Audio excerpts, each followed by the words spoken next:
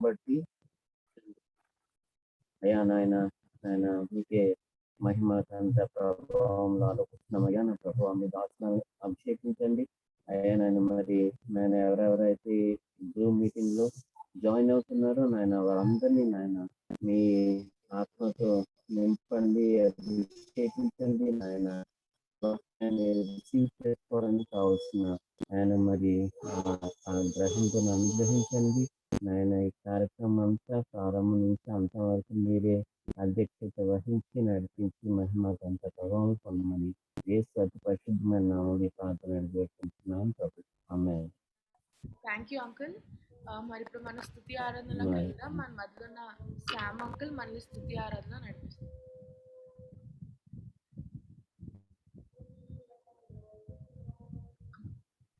Uncle video on చేయండి.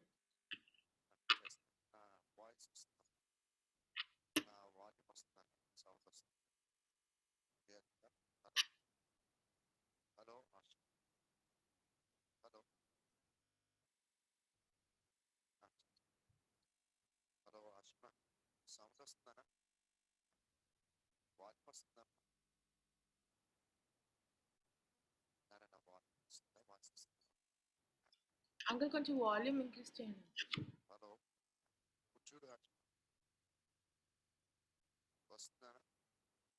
కొంచెం increase చేయండి. కొంచెం ఇంక్రీజ్ చేస్తే బాగుంది.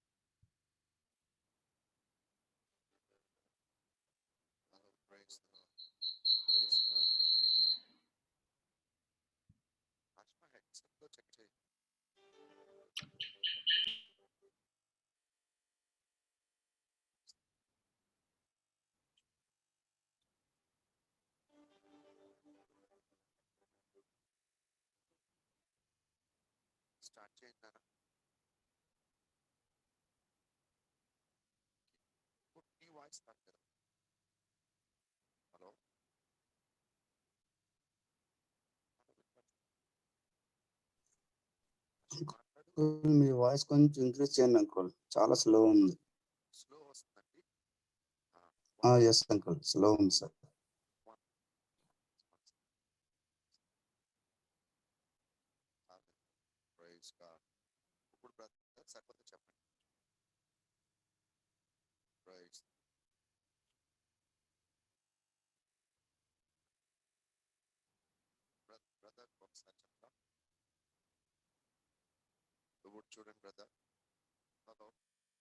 ఇంకొంచెం uncle, little bit increase please.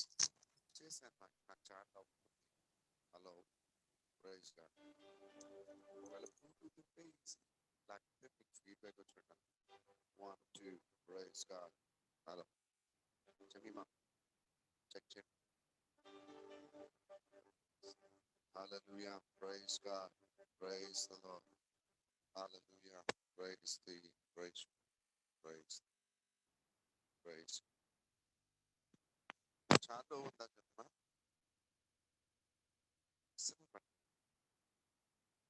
వినపట్లేదా? నేను చాలా లవ్ ఉన్నాను. ఏదైనా device praise God, praise the praise. Hallelujah. Check 1 2 వచ్చిందమ్మా. Okay, praise God. Let's go. పరిశుద్ధాత్మ తండ్రి, దేవా మీ నామానికి వందనాలు చెల్లిస్తున్నాను తండ్రి. అన్న ఈ ప్రాతకాల సమయంలో ప్రభు నాన్న నిన్ను ఆరాధిస్తున్నాను. నీ బలమైనటువంటి సన్నిధి కాంతితో నన్ను మా హృదయాన్ని ప్రార్థిస్తున్నాను తండ్రి. దేవా లార్డ్ కమ్ ఇన్ నాయన మా సన్నిధి తండ్రి, నాయన మా సన్నిధిలో ఉంది ప్రభు, హృదయాన్ని ప్రార్థిస్తున్నాను. హల్లెలూయా.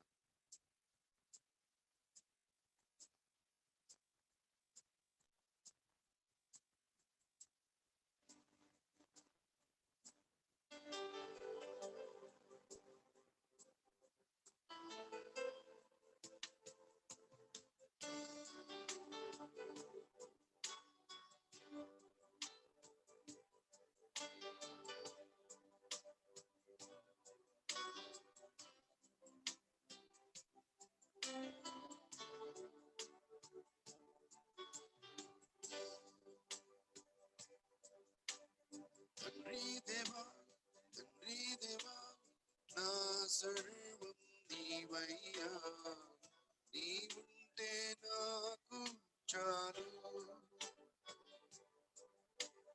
తండ్రి దేవా నా సర్వం నీవయ్యా నీవుంటే నాకు చాలు నా ప్రియుడా నా ప్రాణమా నిన్నారాధింతు నా జీవమా నా స్నేహమా నిన్నారాధింతు నా ప్రియుడా నా ప్రాణమా నిన్నారాధింతు నా జీవమా నా స్నేహమా నిన్నారాధింతు తండ్రి దేవా నా సర్వం నీవయ్యా నీవుంటే నాకు చాలు తండ్రి దేవా నా సర్వం నీవయ్యా నీవుంటే నాకు చాలు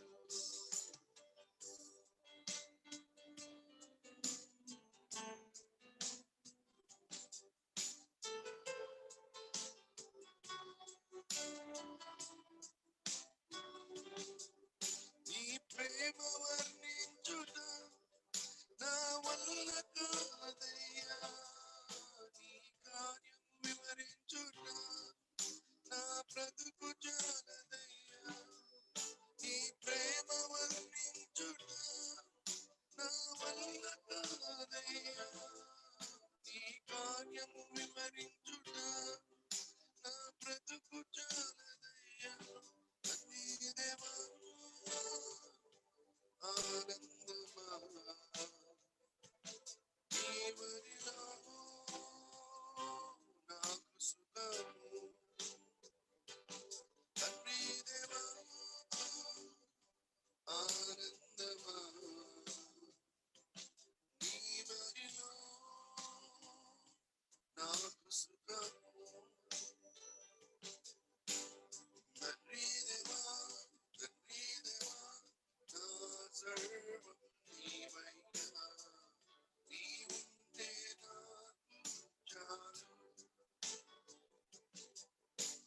తండ్రి దేవా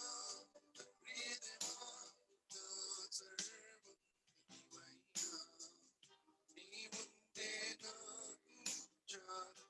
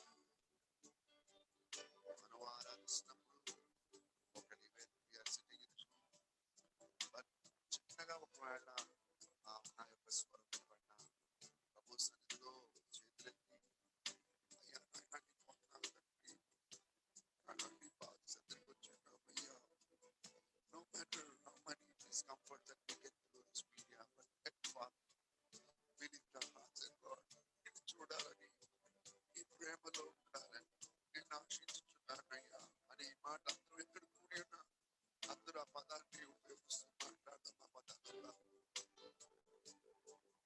నేను చూడాలని నీ ప్రేమలో ఉండాలని నేను ఆశించుచున్నాను యేసయ్యా నేను చూడాలని నీ ప్రేమలో ఉండాలని నేను ఆశించుచున్నాను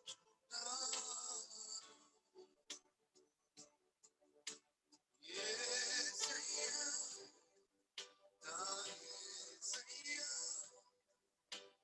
నీవు నీ కోరెవారు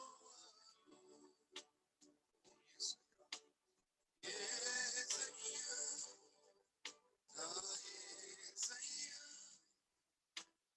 నీలాగా లేరెవరు సుందరుడా అతిశయుడా మహోన్నతుడా నా ప్రియుడా lift your hearts and say సుందరుడా అతిశయుడా మహోన్నతుడా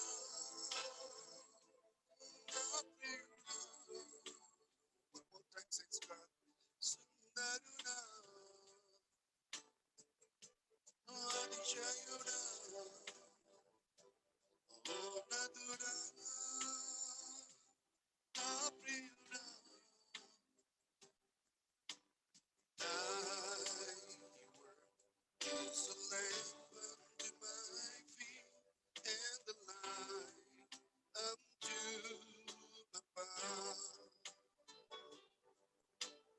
Thy word is a lamp unto my feet and the light unto my path. When I feel afraid, I think I lost my way. Still, you're there right beside me. Nothing will I fear as long as you are near. Lead me to the end. Thy is a lamp unto my feet and the light unto my path. Yes, my Lord, yes, my Lord. Oh, thy word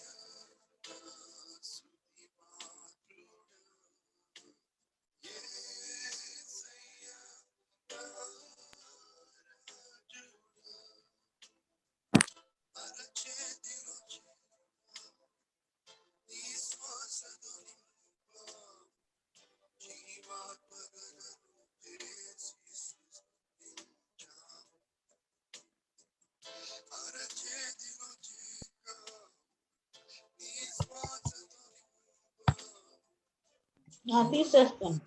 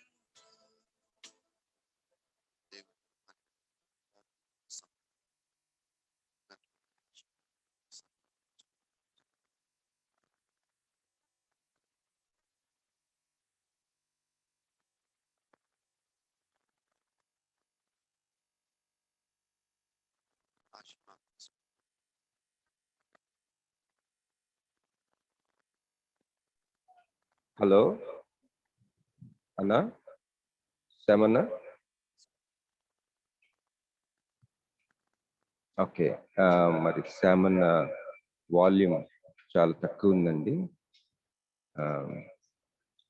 దయచేసి క్షమించండి.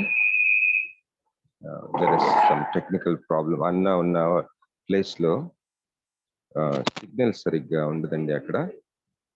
మరి నిన్న evening కొద్దిగా లేట్గా అన్నకి request చేసాం స్తుతి ఆరాధన తీసుకోమని. మరి సిస్టర్ గారు శామ్ శ్రీనివాస్ అన్నోళ్ళ మిస్సెస్ స్వర్ణలత గారు చెప్పారనమాట, శామ్ అన్నకి కొద్దిగా కిడ్నీలోని స్టోన్ వల్ల ఆ పెయిన్తో బాధపడుతూ ఉన్నారు, రెస్ట్ తీసుకుంటున్నారు. అయినా నేను అడిగి చూస్తాను అని అడిగిగానే ఆయన వెంటనే ఒప్పుకున్నారండి. స్తుతించి ఆరాధించాలని ఒక ఆశ.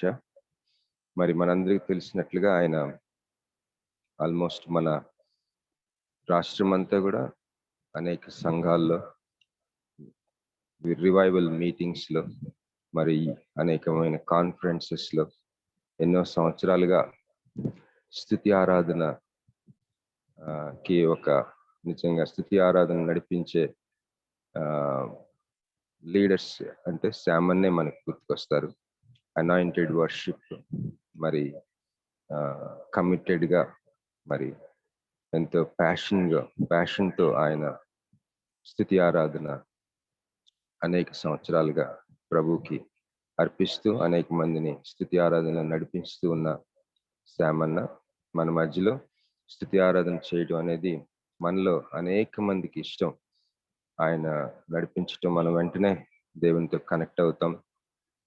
మరి వారి ఆరోగ్యం కొరకు, వారి కుటుంబం కొరకు దయచేసి అందరూ ప్రార్థన చేయవలసిందిగా నేను హంబుల్గా రిక్వెస్ట్ చేస్తున్నానండి. మరి ఈరోజు today is Tuesday, August 10th.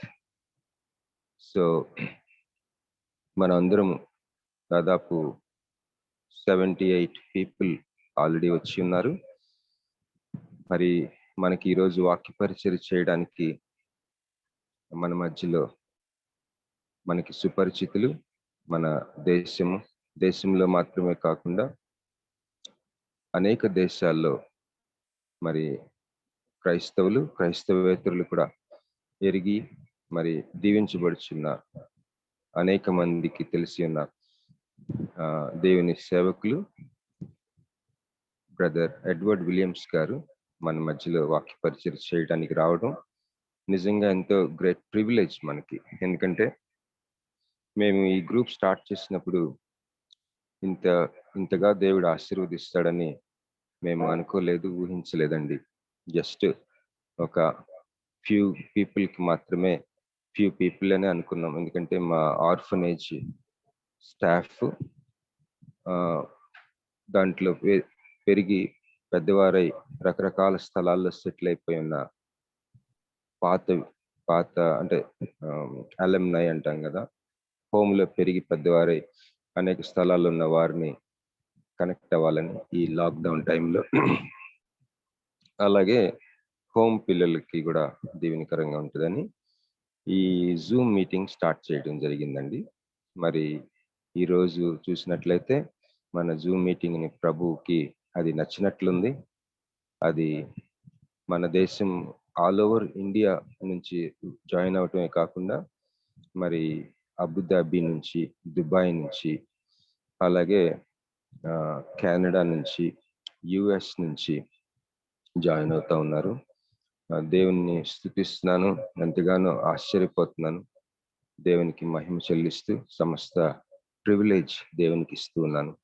మరి నౌ ద టైమ్ ఇస్ 5:29. ముఖ్యంగా మరి సహోదరులు ఎడ్వర్డ్ విలియమ్స్ గారు మనలాంటి చిన్న గ్రూప్లో మాట్లాడటం అనేది నేను అసలు ఇమాజిన్ చేయలేదు, అసలు నేను ఊహించలేదు, అసలు ఒప్పుకుంటారేమో అని కూడా నేను అనుకోలేదు. కానీ డేవిడ్ సుధాకర్ నా ఫ్రెండ్, కెనడాలో తను ఉంటున్నాడు. ఆయన వారిని కోరారు, దయచేసి మీరు టైం ఇవ్వగలరా అంటే ఆయన he's very kind to give us time. మరి David, are you there?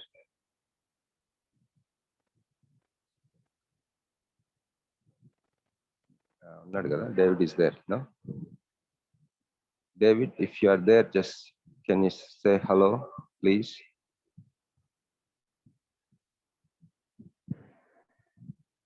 I see David's name, but I think he is little busy. వారికి ఇది ఈవినింగ్ కాబట్టి బహుశా ఆయన ఇంటికి వెళ్ళే బిజీలో ఉండొచ్చు వర్క్ నుంచి. మరి వారు డేవిడ్ సుధాకర్ వారు మరి దేవుని సేవకులైన ఎడ్వర్డ్ విలియమ్స్ గారిని కోరి రిక్వెస్ట్ చేసి మన మధ్యలోకి తీసుకొచ్చారు.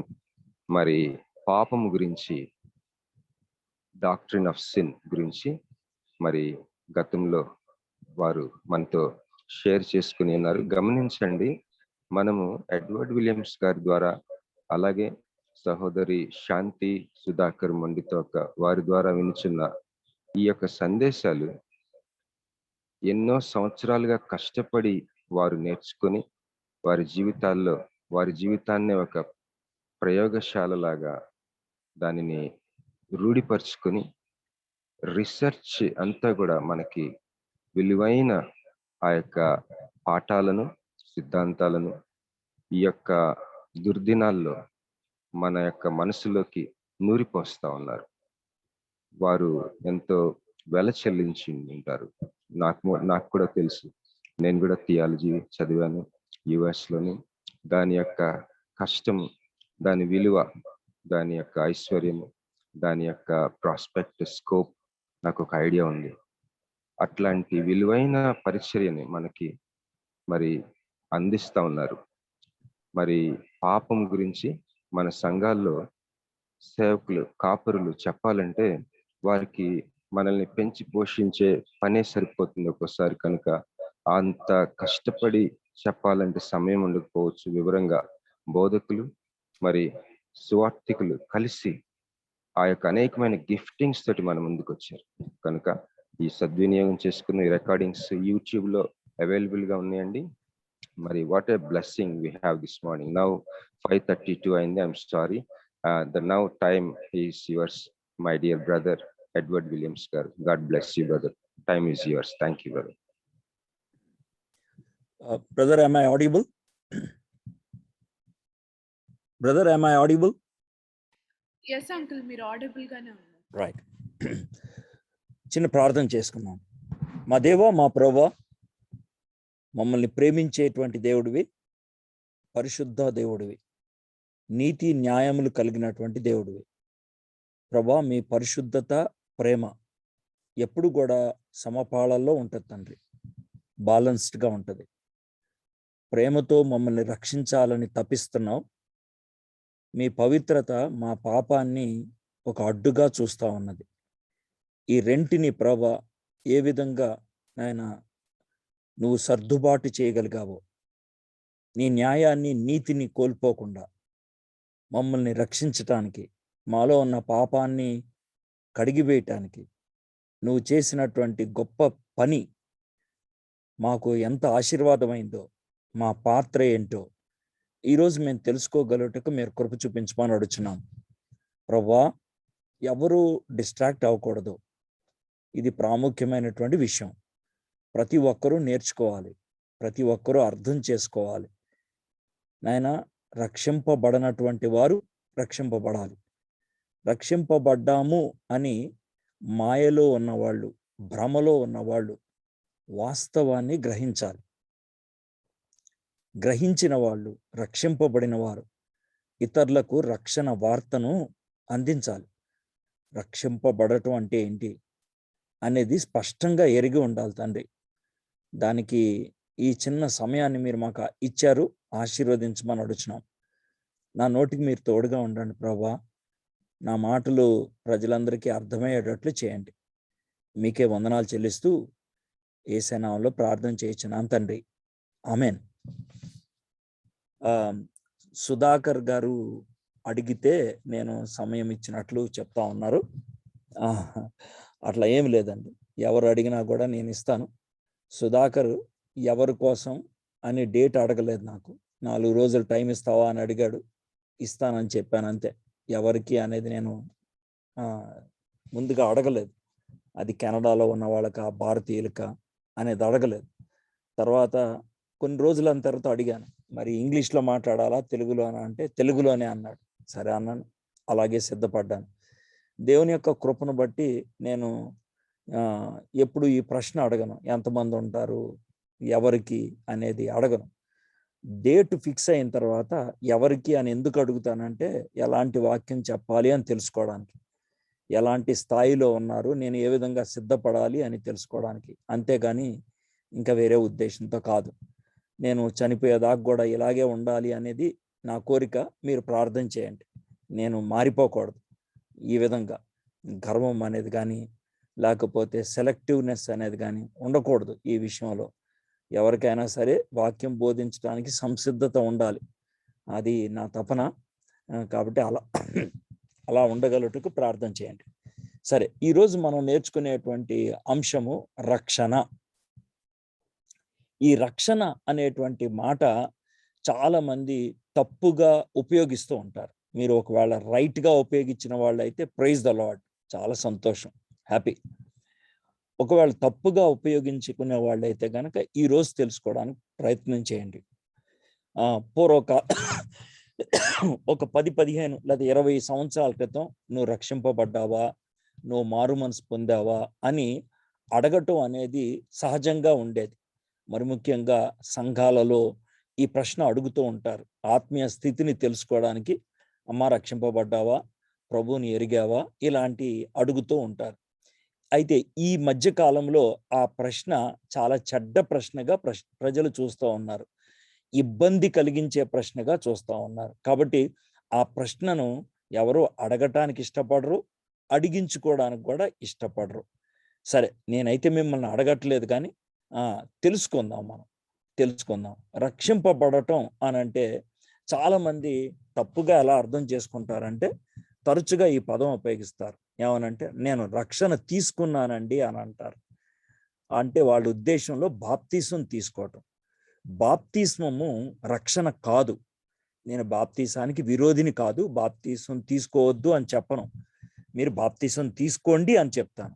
అయితే నేనేమంటున్నానంటే, బాప్తిస్మము రక్షణ కాదు. రక్షింపబడటం అనేది ఒక ప్రక్రియ, దేవుడు మనలో ఆరంభించేటువంటి పని. అది ఆరంభమైంది అని ప్రజలకి చెప్పడానికి, నాలో రక్షణ కార్యం జరిగింది అని ప్రజలకి చెప్పడానికి మనం చేసేటువంటి పనిని బాప్తిస్మము అంటూ ఉంటాం. సరే, దాన్ని ఇంకొంచెం విశదంగా మనం చూస్తాం. కానీ అసలు రక్షణ అంటే ఏమని అర్థం చేసుకోవాలి? ఇప్పుడు మామూలుగా బైబిల్ కాస్త పక్కకు పెట్టి రక్షణ అనే పదాన్ని ఒకసారి ఆలోచిద్దాం. రక్షణ అని ఎప్పుడు అంటాం, లేకపోతే ఆ ప్రశ్న ఎప్పుడు ఉపయోగిస్తాం? రక్షక భటులు అని పోలీసుల్ని అంటూ ఉంటారు. అయితే ఎందుకని అంటూ ఉంటారు? వాళ్ళు కాపాడేటువంటి వాళ్ళు. దేని నుంచి? దరిద్రత నుంచి, పాపాన్ని నుంచి, లేకపోతే దొంగల నుంచి, సంఘ విద్రోహక శక్తుల నుంచి కాపాడేటువంటి వాళ్ళు కాబట్టి, లేకపోతే సంఘ విద్రోహక చర్యలు జరగకుండా చూసేవాళ్ళు కాబట్టి వాళ్ళని రక్షక భటులు అని అంటూ ఉంటారు. పోలీస్ అంటే మీకు అర్థమైనగా చాలా సింపుల్గా. అయితే రక్షణ అనే మాట అసలు మనం మామూలుగా బయట ఎప్పుడు ఉపయోగిస్తాం? నేను బైబిల్ భాషలో చెప్పట్లేదు, క్రైస్తవ భాషలో చెప్పట్లేదు. జనరల్గా రక్షణ అనేటువంటి మాట ఎప్పుడు ఉపయోగిస్తాం? ఇప్పుడు చెప్తాను చూడండి. నాకు ఈత రాదు. ఈత రానటువంటి నేను ఒక కాలువ గట్టెమ్మట నడుచుకుంటూ వెళ్తా ఉన్నాను, పొలం గట్టెమ్మట నడుచుకుంటూ ఉన్నాను. పక్కన కాలువ ఉంది, పంట కాలువ. దాన్ని చూసుకుంటూ సరదాగా నడుచుకుంటూ వెళ్తున్నాను. అయితే కాలు జారి నీళ్ళలో పడిపోయాను నేను. నాకు ఈత రాదు. ఆ కాలువ చాలా లోతున్నది. నాకు కింద కాళ్ళు అందట్లేదు, నుంచోలేకపోతున్నాను. మునిగిపోయే పరిస్థితి వచ్చింది. నేను చచ్చిపోబోతున్నాను, అది నాకు అర్థం అవుతుంది. అయితే అలాంటి టైంలో నేనేం చేస్తాను? అరుస్తాను. ఏమండి రక్షించండి, రక్షించండి అని అరుస్తాను. ఆ గట్టు మీద ఎవరైనా వెళ్తున్నట్లయితే అతను దుంకి నన్ను బయటికి లాగి రక్షిస్తాడు. అప్పుడు నేను బయటకు వచ్చి ఏమంటానంటే, ఆయన నన్ను రక్షించాడు, ఆయన లేకపోతే నేను చచ్చిపోయి ఉండేవాడిని, నాకు ఈరోజు ప్రాణగండం తప్పింది, నేను రక్షించబడ్డాను. ఇది మామూలుగా బయట మనం మనుషుల మధ్యన ఉపయోగించేటువంటి పదాల్లో చెప్తున్నాను. దీన్ని రక్షణ అని అంటూ ఉంటారు. ఇప్పుడు అసలు రక్షణ ఎవరి ద్వారా కలుగుద్ది? రక్షింపబడాలంటే నేనేం చేయాలి? రక్షింపబడాలి అని అంటే రక్షించే వ్యక్తి ఏం చేయాలి? ఇవన్నీ మనకు ఉండేటువంటి ప్రశ్నలు. ఈ స్టోరీలోనే నేను చెప్పి ఆ తర్వాత నేను వాక్యంలోకి వెళ్తాను. ఎందుకంటే మనకి అంశం గనక పూర్తిగా అర్థమైతే అప్పుడు వాక్యంలో రక్షణ అంటే ఏంటో మనం సులభతరంగా అర్థం చేసుకోవడానికి వీలవుతూ ఉంటుంది. సో ఇప్పుడు రక్షింపబడాలి అని అంటే కనుక నేను సమస్యల్లో ఉన్నాను, నా సమస్యకు నా దగ్గర పరిష్కారం లేదు.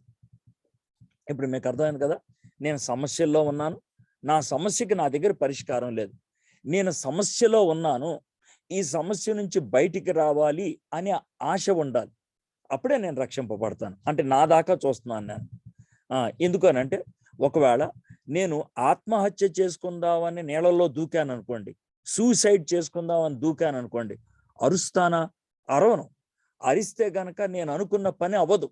నన్ను ఎవడైనా రక్షిస్తే నేను సూసైడ్ చేసుకోవాలనుకున్నాను, అవ్వదు. అందుకనే నేను నోరు తెరవను, అలాగే ఉంటాను. అప్పుడు ప్రజలు ఏమనుకుంటారు? ఓకే, వీడికి ఈతొచ్చనమాట, వీడు ఆడుకుంటున్నాడు అనమాట అని అనుకుంటారు, కానీ వీడు సూసైడ్ చేసుకున్నాడు అని అనుకోరు కదా. ఆ విధంగా వదిలేస్తారు, నేను చచ్చిపోతాను. అయితే నేను చావకుండా ఉండాలంటే, నీళ్ళల్లోంచి బయటికి రావాలి అని అంటే, నీటి నుంచి రక్షింపబడాలి అని అంటే నేను సమస్యలో ఉన్నాను అని గుర్తించాలి, నెంబర్ 1. రెండోది, సమస్యలోంచి బయటపడాలి అనే ఆశ ఉండాలి. ఈ 2 ఉండాలి. కొంతమంది నీళ్ళల్లో దూకి నేను తప్పించుకోగలనులే అని అనుకుంటారు. అయితే చెయ్యి జారిపోయిన తర్వాత అప్పుడు అరవటానికి ప్రయత్నం చేసినా కూడా అవకాశం ఉండదు.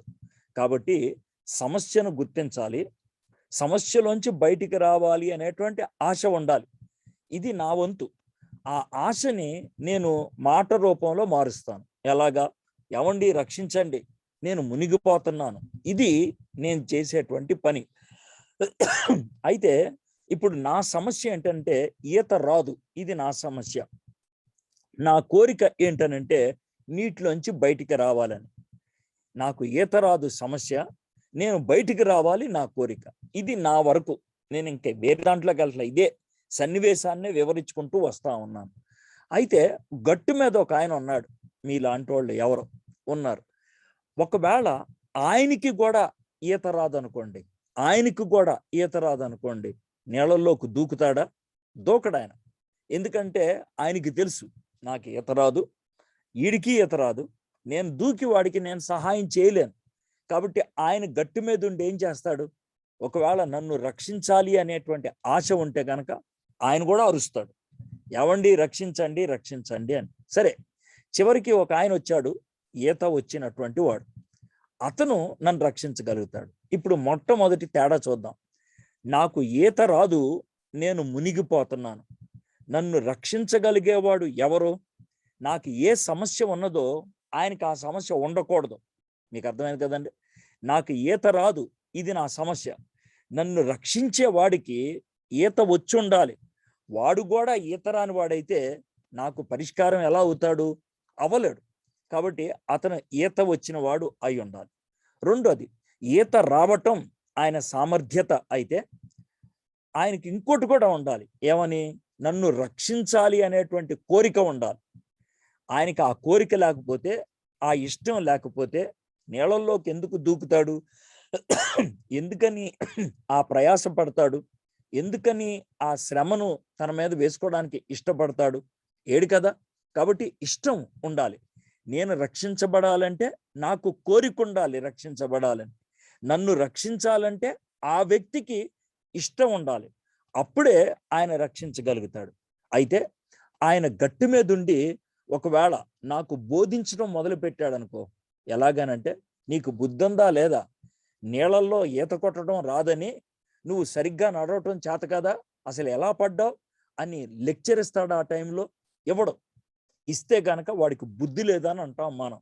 వాడికి మానవత్వం లేదు అని అంటాం. అది కాదు ఇప్పుడు చేయాల్సింది అని అంటాం. రెండోది, ఒకవేళ ఆయన నన్ను తిట్టడు, నన్ను ప్రశ్నించడు, కానీ ఒక మాట చెప్తాడు. ఏమనంటే, నువ్వు ఈత కొట్టడం రాదు కదా, నీకు నేర్పిస్తానులే, చేతులు ఊపు కాళ్ళు ఊపు అని గట్టు మీద ఉండి ఆయన ట్రైనింగ్ ఇవ్వడానికి ప్రయత్నం చేస్తే, సలహాలు ఇవ్వడానికి ప్రయత్నం చేస్తే పని అవుతుందా? అవ్వదు, అవ్వదు. అప్పుడు కూడా వాడిని, బుద్ధి లేదా నీకు? నీకు నిజంగా వాడికి ఈత నేర్పించాలి అనుకుంటే ముందు వాడిని బయటికి తీసిరా, ఆ తర్వాత అతనికి నేర్పించు అని మనం అంటూ ఉంటాం. నేను ఇప్పుడు చెప్పినటువంటి ప్రతి విషయాన్ని కూడా నేను ఇప్పుడు చెప్పే తర్వాత బోధలో దాన్ని పెడుతూ ఉంటాను. అందుకే ఈయన ఏదో సొల్లు కొడుతున్నాడు అని అనుకోవద్దు, జాగ్రత్తగా వినండి. ఎందుకనంటే కఠినతరమైనటువంటి బోధను ఒక ఉపమాన రీతిగా, ఒక ఉదాహరణ రీతిగా మీకు చెప్పడానికి నేను ప్రయత్నం చేస్తా ఉన్నాను. ఇప్పుడు దాకా ఎన్ని పాఠాలు నేర్చుకున్నాం? రక్షణ అనేది ఉండాలంటే సమస్యలో ఉన్నటువంటి ఒక వ్యక్తి ఉండాలి, ఆ సమస్యను ఆయన గుర్తించాలి. మూడోది, ఆ సమస్యలోంచి ఆయన బయటపడటానికి ఇష్టపడాలి. నాలుగోది, ఆ సమస్యలోంచి బయటపడటానికి ఆయన వ్యక్తం చేయాలి. ఇది ఒకటి తరపున. రెండోది, ఆ వ్యక్తిని రక్షించాలంటే ఆ సమస్య లేని ఇంకొకడు ఉండాలి. వాడికి ఆ సమస్య వీడికి ఉండకూడదు. ఇది రెండోది. ఇది ఐదోది. ఆరోది, ఆ సమస్య లేనటువంటి వ్యక్తి సహాయం చేయడానికి సంసిద్ధత ఉండాలి, సహాయం చేయడానికి. మూడోది, ఆ సంసిద్ధత ఉన్నటువంటి వ్యక్తి వెంటనే పరిష్కరించాలి, కానీ బోధించటం కానీ ప్రశ్నించటం కానీ లేకపోతే అప్పుడు అతనికి తిట్టడం కానీ అది కాదు ఇప్పుడు పనిచేయదు. ముందు అతన్ని రక్షించాలి. ఇది జరగాల్సింది. సరే, ఇప్పుడు ఆయన ప్రశ్నించలేదు, ట్రైనింగ్ గురించి మాట్లాడలేదు, వెంటనే నీళ్ళల్లోకి దూకేసేసాడు. ఇప్పుడు అతను దూకి నన్ను పట్టుకుంటాడు. నేను రక్షించబడాలని కోరుకుంది, రక్షించాలని ఆయన కోరుకుంది. నా నడుం పట్టుకొని పైకి తీసుకెళ్ళిపోవడానికి ప్రయత్నం చేస్తూ ఉంటాడు. నడుం పట్టుకోగానే కాస్త పట్టు దొరికినప్పుడు ఎవరైనా సరే చేసే పని ఏంటంటే కాస్త చేతులు కాళ్ళు ఊపడానికి ప్రయత్నం చేస్తారు. అప్పుడు రక్షించే వ్యక్తి ఏమంటాడు తెలుసా? నువ్వు కదలొద్దు, నువ్వేం చేయొద్దు, నువ్వు మౌనంగా ఉంటే నేను పైకి తీసుకెళ్ళిపోతాను అని అంటాడు. ఇప్పుడు పైకి తీసుకొచ్చేసిన తర్వాత నేను అతనికి నా చేతులు రెండు జోడించి, అయ్యగారు లేకపోతే బాబు, నువ్వు నన్ను రక్షించావు, నా ప్రాణాన్ని కాపాడావు, నాకు మళ్ళీ జీవించడానికి అవకాశం ఇచ్చావు, నీకు కృతజ్ఞుణ్ణి, నీకు వందనాలు అని చెప్తాం. బయటికి వెళ్ళి 10 మందితో ఏమని చెప్తామంటే, ఆయన నన్ను రక్షించాడు అని చెప్తాం. ఇది మనం చెప్పేటువంటి పని. ఇప్పటిదాకా మీకు స్టోరీ మొత్తం అర్థమైంది కదా. ఇప్పుడు మరి క్రైస్తవులు రక్షించబడ్డావా రక్షించబడ్డావా అని అంటున్నప్పుడు మనం నీళ్ళల్లో పడిపోయామా, అగ్నిలో పడిపోయామా, విషం ఏమన్నా తాగేశామా, ఉరేసుకోవడానికి ప్రయత్నం చేశామా, మరి ఏంటి, ఏం జరిగింది, దేని నుంచి మనల్ని రక్షించాలి, ఇంతకీ మన సమస్య ఏంటి? ఎందుకనంటే రక్షించబడాలి అనంటే నేను సమస్యలో ఉన్నాను అని గుర్తించాలి కదా ఆయన లేదా ఆమె. రెండోది ఆ సమస్యలోంచి బయటపడాలి అనేటువంటిది ఉండాలి కదా, దాన్ని వ్యక్తం చేయాలి కదా, అప్పుడే కదా రక్షణ అనేది సాధ్యం అవుతుంది. కాబట్టి మన పక్షానికి వచ్చేటప్పటికి అసలు మన సమస్య ఏంటి, ఆ సమస్యని మనం సమస్యగా గుర్తించామా? కొంతమంది సమస్యను సమస్యగా గుర్తించరు, వాళ్ళు హాయిగా ఉండిపోతూ ఉంటారు. ఇక చివరికి వచ్చేసేటప్పటికి ఇక ప్రాణం పోతుంది అనుకున్నప్పుడు అప్పుడు బెంబేలెత్తిపోతూ ఉంటారు. నేనేదో సరదాగా తీసుకున్నానండి, నేనేదో మామూలుగా అనుకున్నానండి, ఇది ప్రాణాంతకం అవుతుందని నేను అనుకోలేదండి అని అప్పుడు అంటూ ఉంటారు. ఇప్పుడు మనం అలాంటి పరిస్థితుల్లో ఉన్నాం, ప్రాణాంతకమైనటువంటి సమస్యలో ఉన్నాం. అయితే మనలో చాలా మందికి ఆ సమస్య సమస్యగా కనబడదు, అంతా మామూలుగానే ఉంటది, హాయిగానే ఉంటది. అయితే కఠిన పరిస్థితి వచ్చినప్పుడు అర్థమవుతుంది. మీకు ఒక చిన్న సన్నివేశం చెప్తాను. భీమవరం నర్సాపురం దగ్గర ఒక నది ఉంటది, గోదావరి నది. ఆ నది సముద్రంలో కలుస్తూ ఉంటది అన్నమాట. ఈ సముద్రం దగ్గర, సముద్రంలో నది కలిసేటప్పుడు విచిత్రం ఏంటంటే సముద్రం ఒడ్డుకు వచ్చేప్పటికి పెద్ద పెద్ద కెరటాలు ఉంటది. ఎవరికైనా ఆ కెరటాలు, ఆ నీటి ఒరబడి చూస్తే భయం వేస్తుంది. విచిత్రం ఏంటంటే ఈ నది సముద్రంలో కలిసేటప్పుడు అన్నా చెల్లెలు గట్టు అంటారు. అది ఎలా ఉంటదంటే బయటికి చాలా హాయిగా ఉంటది, అక్కడ పెద్ద పెద్ద అలలు ఉండవు, అద్దంలాగా నీళ్లు నిల్లకడగా ఉంటది అనమాట. ఎవరైనా చూస్తే ఏమనుకుంటారంటే ఇక్కడ అంటే ఎక్కడైతే నది కలవట్లేదో బాగా వరవడ ఉంటది కదా, అమ్మో అక్కడ భయం వేస్తుంది, ఇక్కడ హాయిగా ఉంది అని అనుకొని కొంతమంది తెలియని వాళ్ళు అక్కడ నీళ్ళల్లోకి దిగడానికి ప్రయత్నం చేస్తారు. నీళ్ళల్లో దిగినప్పుడు మొదటి మెట్టు హాయిగానే ఉంటది, ఎందుకంటే నీటి కదలిక ఏముండదు, హాయిగా ఉంటది. కానీ మీకు విషయం తెలుసా, మొదటి అడుగు మాత్రమే, రెండో అడుగు ఒక్కసారిగా కిందకి వెళ్ళిపోతారు, ఇంకా పైకి రాలేరు. నా కళ్ళ ముందు 10 మంది చచ్చిపోవటం చూశాను నేను. అంటే 10 సార్లు కాదు, ఒకసారే 10 మంది కొట్టుకెళ్ళిపోవటం చూశాను నేను. నా కళ్ళ ముందు 10 మంది కొట్టుకెళ్ళిపోయారు.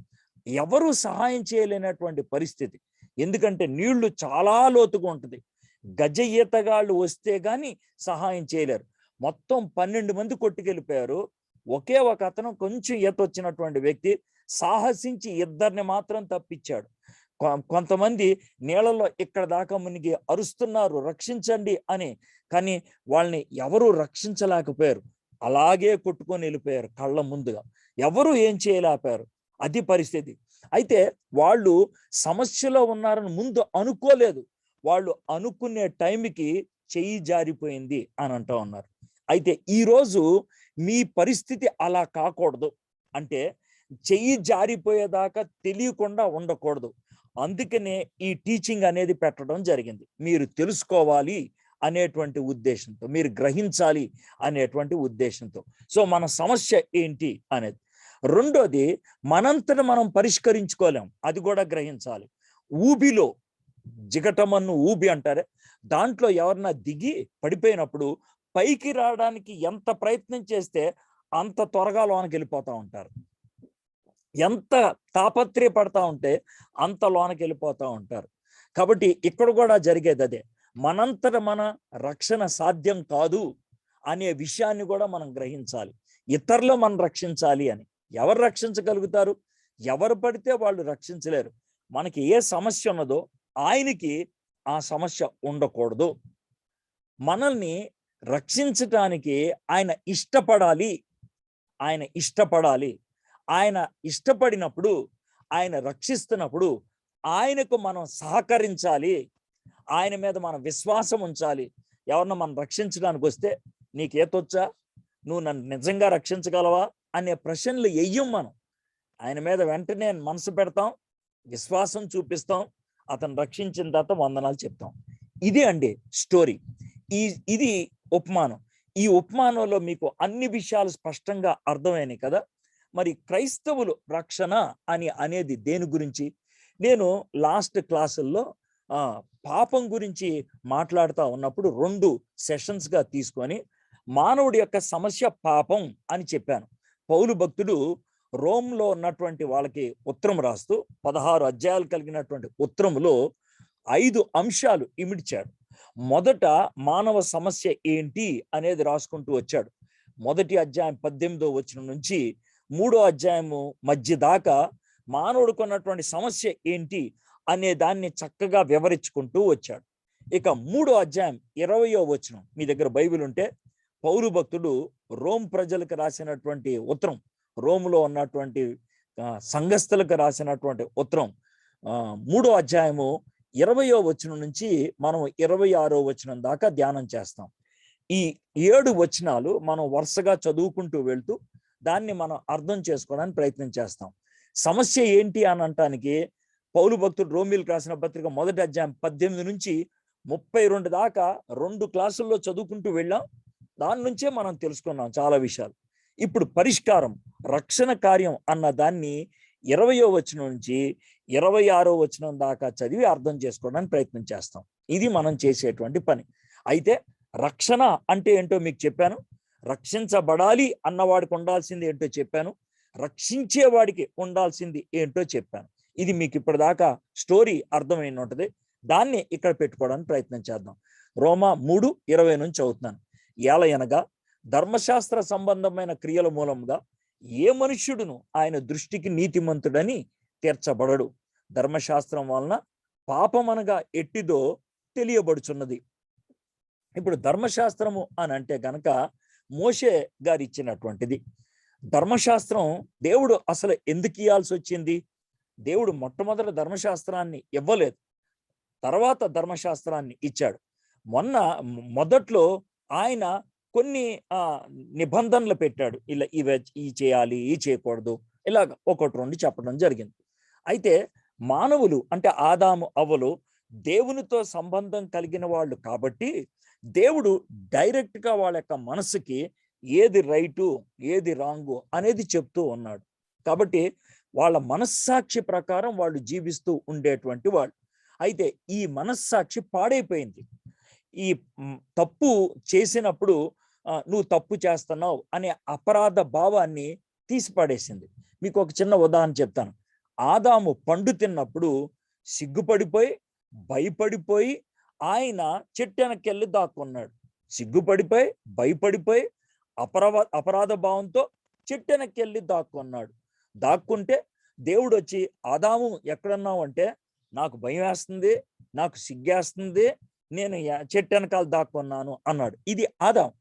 ఆయన నేరుగా పుట్టినటువంటి కొడుకు, అంటే పెద్ద ఎక్కువ గ్యాప్ ఏమి లేదు, మహా అయితే 30 సంవత్సరాలు లేకపోతే ఇంకా అంతకంటే తక్కువేమో.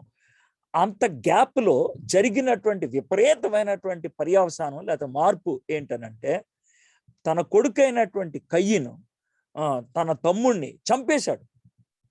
అయితే దేవుడు తనతో మాట్లాడుతున్నప్పుడు తనలో ఆ భయం కానీ, ఆ సిగ్గు కానీ, ఆ అపరాధ భావం కానీ ఏమన్నా కనబడిందా? లేదు. నేనేమన్నా మా తమ్ముడు కాపర్నా, నన్ను అడుగుతున్నావేంటి, నాకేం తెలుసు అని తప్పించుకోవడానికి ప్రయత్నం చేశాడు. అంటే అప్పటికే తన మనస్సాక్షి బండబారిపోయింది. మనస్సాక్షి బండబారిపోయినప్పుడు దేవుడు బయట ఏదో ఒకటి పెట్టాల్సి వచ్చింది. దాన్నే మనం ధర్మశాస్త్రం అంటాం. ఈ ధర్మశాస్త్రం ఉన్నది ఎందుకు అనంటే, నువ్వు తప్పు చేశావా లేదా అని చెప్పడానికి. అర్థమైంది కదండి? ధర్మశాస్త్రం ఉన్నది నువ్వు తప్పు చేశావా లేదా అని చెప్పడానికి. నేను ధర్మశాస్త్రాన్ని థర్మామీటర్తో పోలుస్తాను. మనకు ఒంట్లో బాగలేదంటే డాక్టర్ గారి దగ్గరికి వెళ్తాం. డాక్టర్ గారు ఏం చేస్తారు?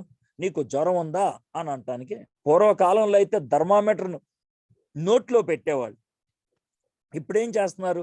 మనకి యంత్రాలు వచ్చేసినాయి కాబట్టి ఇక్కడ పెట్టి ఒకసారి పెడతారు. పెడితే థర్మల్ స్క్రీనింగ్ అంటారు దాన్ని. పెడితే మనకి ఎంత టెంపరేచర్ ఉందో దాంట్లో తెలుపుద్ది అనమాట. సో ధర్మశాస్త్రం అనేది అలాంటిది. ధర్మశాస్త్రానికి నేను విరోధిని కాదు, థర్మామీటర్ కూడా నేను విరోధిని కాదు. అయితే నేను ఏం చెప్తానంటే, ధర్మశాస్త్రం కానీ థర్మామీటర్ కానీ మనకున్నటువంటి జబ్బేంటో చెప్పుద్ది కానీ జబ్బుని తీసేయలేదు దానికి. అదే మాట ఇక్కడ వర్ణిస్తున్నాడు. అనగా ధర్మశాస్త్ర సంబంధమైన క్రియల మూలముగా ఏ మనుష్యుడును ఆయన దృష్టికి నీతిమంతుడని తీర్చబడడు. దీన్ని మన క్రైస్తవులు కానీ ఇంకెవరైనా ఏమైనా ఆలోచిస్తారంటే, నేను పుణ్యకార్యాలు చేస్తాను, నేను తప్పులు చేయకుండా జీవిస్తాను, నేను ఈ రోజు నుంచి మంచిగా ఉంటాను అని కొంతమంది అంటారు. ఇవి తప్పు లేదు, కరెక్టే, ఇలాంటి నిర్ణయాలు మంచివే. కానీ ఈ నిర్ణయాలు మనల్ని చేసినటువంటి పాపం నుంచి తప్పించగలవా? ఆల్రెడీ జరిగినటువంటి దరిద్రమైనటువంటి పనుల నుంచి తప్పించగలవా? లేదు. బహుశా ఈ రోజు నుంచి నువ్వు బాగుంటానికి ప్రయత్నం చేస్తావేమో, బహుశా ఈ రోజు నుంచి నువ్వు జాగ్రత్తగా ఉండటానికి ప్రయత్నం చేస్తావేమో, అది కూడా గ్యారంటీ లేదనుకోండి. అయినప్పటికి కూడా చెప్తున్నా, మరి గతం గురించి ఏమంటావు? ఇప్పుడు దాకా జరిగిన దాని గురించి ఏమంటావు? ఇది మనకున్నటువంటి ప్రశ్న. ధర్మశాస్త్రం వలన పాపం అనగా ఎట్టిదో తెలియబడుచున్నది. ఇప్పుడు మీకు అర్థమైంది కదండి. ధర్మామీటర్ను బట్టి జ్వరం ఉన్నది అని ఎలా తెలుసుద్దో, ధర్మశాస్త్రాన్ని బట్టి నీకు పాపం ఉన్నది అని తెలుసుద్ది అనమాట. బైబిల్ చదివినప్పుడు, ఎవరైనా వాక్యం చెప్తున్నప్పుడు, మనతో దేవుడు మాట్లాడినప్పుడు మొట్టమొదటి జరగాల్సింది ఏంటి అనంటే, జరిగేది ఏంటి అనంటే గనక నేరారోపణ జరగాలి. అంటే బయట నుంచి ఎవరో నేరారోపణ చేస్తున్నట్లు కాదు, మన మీద మనమే నేరారోపణ చేసుకుంటాం అన్నమాట. మనం అప్పుడు గుర్తిస్తాం, అయ్యో నేను పాడైపోయిన వ్యక్తిని, నేను పాపిగా ఉన్నటువంటి వ్యక్తిని. అప్పుడు సంజాయిషి ఇచ్చుకోవడానికి ప్రయత్నం చేయం, సాకులు చూపించడానికి ప్రయత్నం చేయం, నేను ఎందుకు ఇలా అయిపోయాను అని వాదించడానికి ప్రయత్నం చేయము, అంగీకరిస్తాం. ఒకవేళ ఆ కోవలో ఉన్నట్లయితే, వాదించే కోవ, సంజాయిషి ఇచ్చుకునే కోవ, తప్పించుకునే కోవలో ఉన్నట్లయితే, ఆ వ్యక్తి తాను తప్పు చేస్తున్నటువంటి జీవితంలో ఉన్నాడని గుర్తించలేదని అర్థం అన్నమాట. నేలల్లో మునిగిపోతున్నట్లని గుర్తించలేదన్నమాట. ఆయన తనకు అపాయం ఉన్నదని తాను గుర్తించలేదని అర్థం అన్నమాట. కాబట్టి 20వ వచనం ప్రకారము మనము ఏం చేయాలి అనంటే, నేను తప్పులో ఉన్నాను అని గుర్తించాలి. దానికి పరిశుద్ధాత్ముడు సహాయం చేస్తాడు. ఇలాంటి వాక్య బోధన జరుగుతున్నప్పుడు, లేదా ఒక పని జరిగినప్పుడు, లేకపోతే ఒక సందర్భంలో పరిశుద్ధాత్ముడు అవకాశంగా తీసుకొని మనలో పనిచేయటం మొదలు పెడతాడు. యోహాను సువార్త 16వ అధ్యాయం 8వ వచనం, ఆయన వచ్చినప్పుడు, అంటే ఎవరు? పరిశుద్ధాత్ముడు వచ్చినప్పుడు లోకమును పాపము విషయము, మొట్టమొదటిది పాపము విషయము.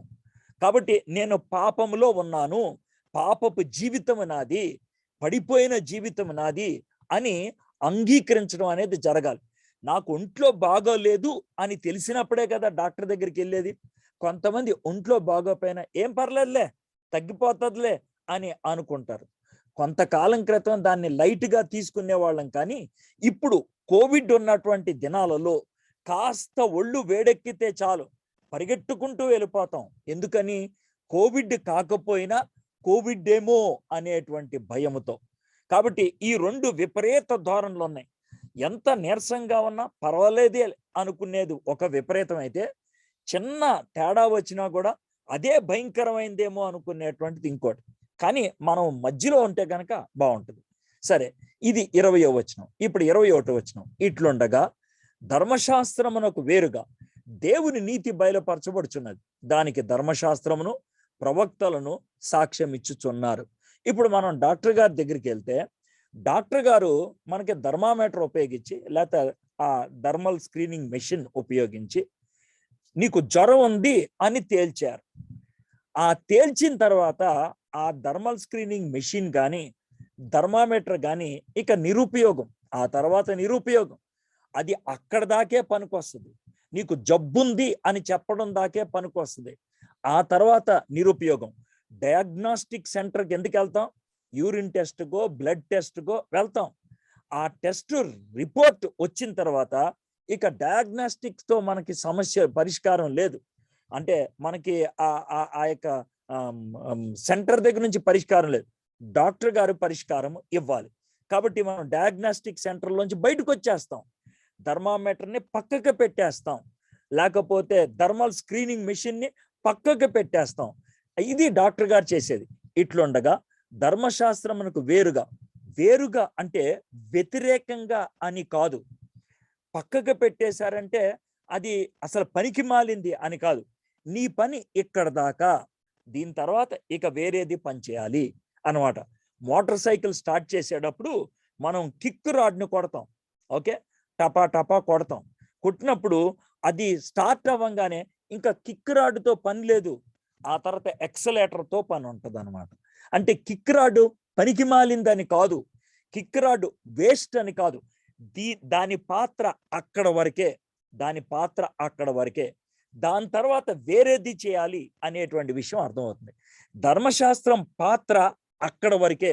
ఎక్కడ దాకా అని అంటే నీకు పాపమున్నది అని చెప్పడానికి, నీకు జబ్బున్నది అని చెప్పడానికి. అయితే ఇప్పుడు పరిష్కారం ఎట్లా వస్తుంది? ఇట్లుండగా ధర్మశాస్త్రమునకు వేరుగా దేవుని నీతి బయలుపరచబడుచున్నది. దానికి ధర్మశాస్త్రమును ప్రవక్తలను సాక్ష్యం ఇచ్చుచున్నారు. సరే, ఇప్పుడు డాక్టర్ గారు ఏం చేస్తారు? ఆయన జ్వరం ఉంది అని తేలిన తర్వాత థర్మల్ స్క్రీనింగ్ మిషన్ నీకెవరు, లేకపోతే థర్మామీటర్ నీకు ఇచ్చి పంపించరు. ఆయన ఏం చేస్తారంటే ఒక టాబ్లెట్ రాస్తాడు, రాసి పొద్దున్న ఒకటి, మధ్యాహ్నం ఒకటి, సాయంత్రం ఒకటి వేసుకో, 2 రోజుల తర్వాత నాకు కనబడు అంటారు. 2 రోజుల తర్వాత నువ్వు వస్తావు. మళ్ళీ ఏం చేస్తాడు? ఇందాక పక్కకు పెట్టాడో అదే థర్మామీటర్, అదే థర్మల్ స్క్రీనింగ్ మిషన్ ఉపయోగించి నీకు జ్వరం ఉందా లేదా చెప్తాడు, చూస్తాడు. ఒకవేళ జ్వరం తగ్గిపోతే కనుక వెరీ గుడ్, జ్వరం తగ్గిపోయిందండి, హ్యాపీ, మీరు ఇంటికి వెళ్ళిపోవచ్చు హ్యాపీగా అని చెప్తారు. ఇప్పుడు జ్వరం తగ్గించింది ఏది? టాబ్లెట్ తగ్గించింది. నీ జ్వరం పోవడానికి కారణం ఏంటి? టాబ్లెట్. అయితే నీకు జ్వరం పోయింది అని ఎవరు చెప్పారు? డాక్టర్ గారు చెప్పారు. ఆయనకి ఎలా తెలిసింది జ్వరం పోయిందని? థర్మామీటర్ చెప్పింది. ఇప్పుడు చూడండి, టాబ్లెట్ ఏమో జ్వరం తగ్గించింది, డాక్టర్ గారు ఏమో చెప్పారు జ్వరం పోయిందని. డాక్టర్ గారు ఉపయోగించింది ఏంటి అని అంటే అదే, మళ్ళీ అదే ధర్మశాస్త్రం.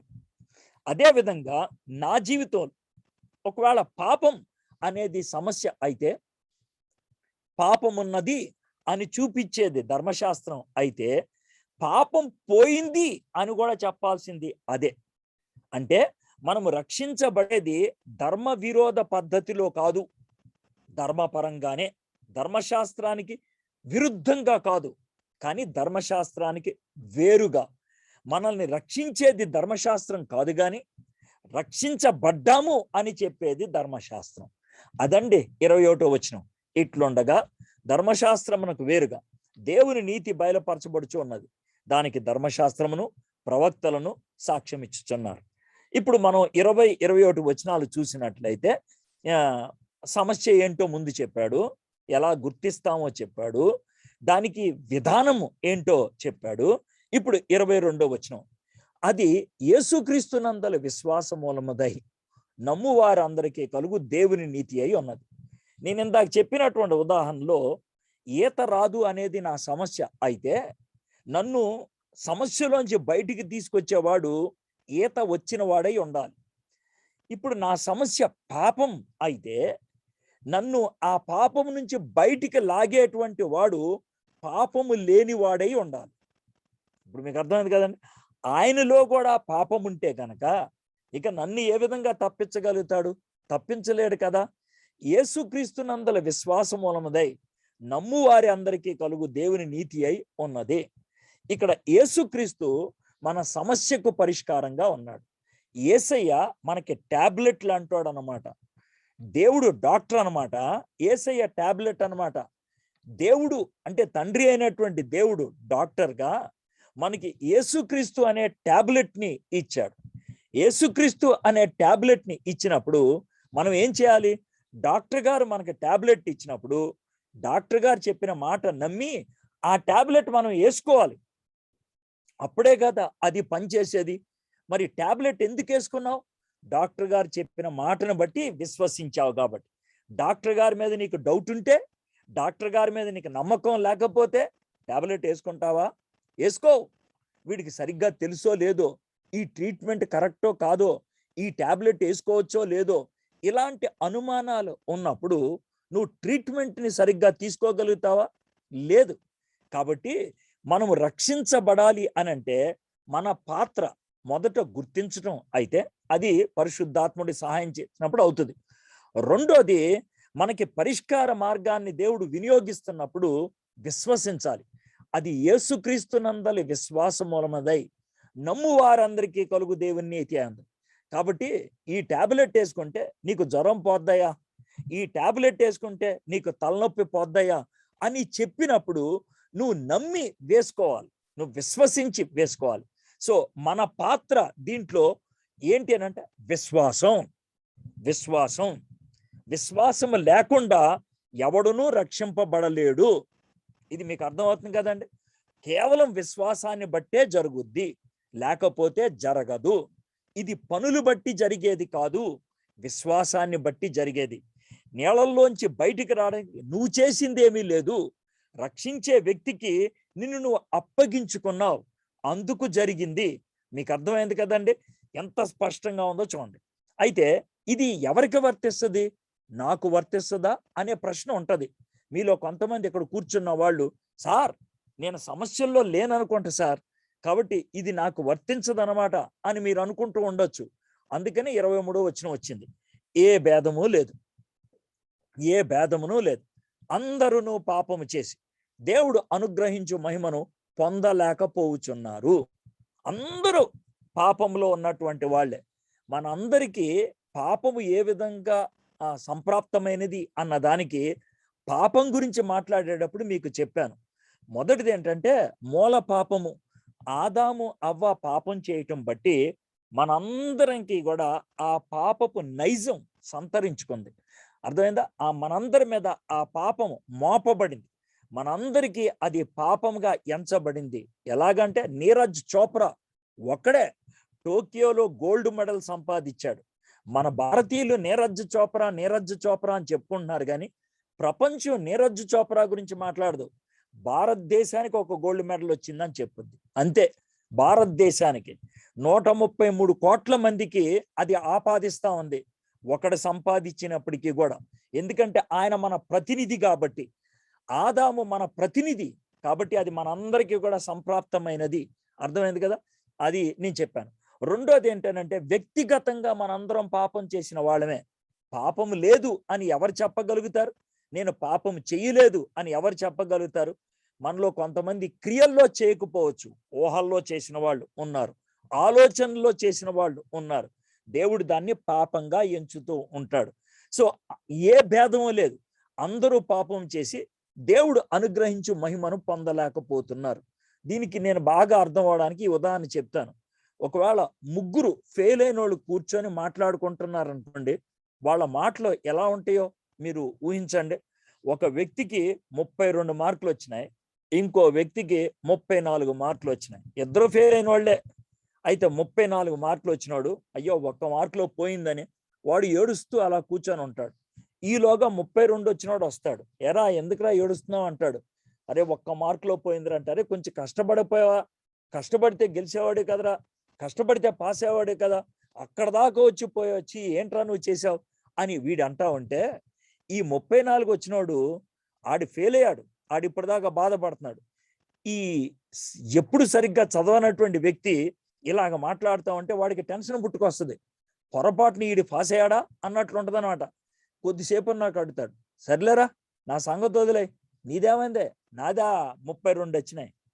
32 వచ్చి ఫెయిల్ అయినోడు 34 వచ్చి ఫెయిల్ అయినోడిని తిడితే ఏమన్నా అర్థం ఉందా అండి? లేకపోతే 34 వచ్చి ఫెయిల్ అయినోడు 32 మార్కులు వచ్చి ఫెయిల్ అయినోడిని తిడితే ఏమన్నా అర్థం ఉందా? ఇద్దరు ఫెయిల్ అయిన వాళ్ళే కదా, తేడా ఏముందండి? ఏం తేడా లేదు. మనలో చాలా మంది అలాంటి తేడాలు చూపిస్తూ ఉంటారు. ఏమంటారు తెలుసా? సార్ నేను తాగుతాను సార్, వారానికి ఒకసారే తాగుతాను, తాగితే ఇంటికి వచ్చి మర్యాదగా పడుకుంటాను. కానీ వాడు అలా కాదు, వాడు ప్రతిరోజు తాగుతాడు. అది వాదన. అర్థమైందా? ప్రతిరోజు తాగేవాడు ఏమంటాడు తెలుసా? అవును సార్, రోజు కొంచెం తాగితే కానీ నాకు నిద్ర పడదు, తాగుతాను, నేను తాగి సైలెంట్గా పడుకుంటాను. కానీ వాడికిలా కాదు, వాడు తాగుతాడు, అరుస్తాడు, నేను అరవను. వాడేమనుకుంటాడు తెలుసా? అరవట్లేదు కాబట్టి నేను మంచోడిని అనుకుంటాడు. తాగి అరిసేవాడు ఏమంటాడు తెలుసా? నేను తాగినప్పుడే అరుస్తాను సార్, లేకపోతే అరవను, సైలెంట్గా ఉంటాను. అయితే నేను తాగి అరుచుకుంటా, తర్వాత నిద్రపోతా. వాళ్ళలాగా కాదు, వాడు అరవటే కాదు, ఇంటికి వచ్చి పెళ్ళాన్ని కొడతాడు, నేను నా పెళ్ళం జోలికి వెళ్ళను. అంటే నేను నా పెళ్ళం జోలికి వెళ్ళను కాబట్టి నేను మంచోడిని అనుకుంటాడు ఈడు. అయితే తాగి అరిచి పెళ్ళాన్ని కొట్టేవాడు ఆడేమంటాడు తెలుసా? సార్ నేను తాగినప్పుడే నా పెళ్ళాన్ని కొడతాను, ఎప్పుడు కొట్టాను సార్, మిగిలిన టైంలో చాలా బాగా చూసుకుంటాను, అప్పుడే ఎందుకు జరుగుతూ ఉంటుంది బాధపడతాను సార్ నేను. అయితే వాడికి లాగా సార్, వాడేం చేస్తాడు తెలుసా? పక్కింటి వాళ్ళ దగ్గరికి వెళ్ళి కొడతాడు సార్, నేను పక్కింటి వాళ్ళ జోలికి వెళ్ళను. ఇప్పుడు మీకు అర్థమైందా? వాడికంటే నేను బెటర్, ఆమె కంటే నేను బెటర్ అని అనుకుంటాం. అయితే ఇక్కడ పౌలు భక్తుడు ఏమంటున్నాడంటే, బాబు 35 మార్క్స్ దగ్గర బెటర్ లేదు, నీకు 34 వచ్చినా 32 వచ్చినా 30 వచ్చినా ఒకటే జాతి. ఏంటా జాతి? ఫెయిల్ అయిన జాతి. ఆ జాతికి చెందిన వాళ్ళు, ఏ భేదం లేదు, అందరూ పాపం చేసి దేవుడు అనుగ్రహించే పాస్ మార్క్ లెవెల్కి రాలేదు, మనం ఆ లెవెల్కి రాలేదు అనేది చెప్తున్నాడు 23వ వచనంలో. సో ఇప్పుడు చూద్దాం. కాబట్టి అంటే అందరూ ఫెయిల్ అయిపోయాం కాబట్టి, మన అందరం కూడా పాపంలో మగ్గుతున్నాము కాబట్టి, మనకి మనం రక్షించుకోలేని పరిస్థితుల్లో ఉన్నాము కాబట్టి, మనల్ని రక్షించడానికి ఎవరో ఒకళ్ళు ఉండాలి కాబట్టి, ఈ కాబట్టి ఎలా పెట్టుకోదలుచుకుంటే అలా పెట్టుకో తమ్ముడు, అద్భుతంగా ఉంటుంది. కాబట్టి నమ్మువారు 22వ వచనంలో ఆల్రెడీ చెప్పాడు కదా, యేసుక్రీస్తు అనే టాబ్లెట్ తండ్రి ఇచ్చాడు, దాన్ని నమ్మి ఆ టాబ్లెట్ వేసుకుంటే అప్పుడు పనిచేస్తుంది. కాబట్టి నమ్మువారికి. కాబట్టి ఈ ప్రక్రియ అంతా కూడా నా జీవితంలో వర్తించాలి, పనిచేయాలి, నేను రక్షించబడాలి అని అంటే నా పాత్ర ఏంటి? నమ్మటం. నా పాత్ర ఏంటి? విశ్వసించటం. కొన్నిసార్లు చెప్తారు, అరే ఒక్కసారి వెళ్ళరా డాక్టర్ దగ్గరికి, పనైపోతుంది అని అంటారు. నువ్వు ఈ చెప్పిన మాట నమ్మితే డాక్టర్ దగ్గరికి వెళ్తావు. అర్థమైంది కదండి? అదే విధంగా మేము కూడా చెప్తున్నటువంటి మాట ఇది. సార్ ఒక్కసారి ఇది నమ్మి చూడండి సార్, ఒక్కసారి ఇది ఆలోచించి చూడండి సార్, ఇది మనం అనేటువంటి మాట. కాబట్టి నమ్మువారు ఆయన కృప చేతనే. ఇప్పుడు కృప అన్న మాటని మనం అర్థం చేసుకుందాం.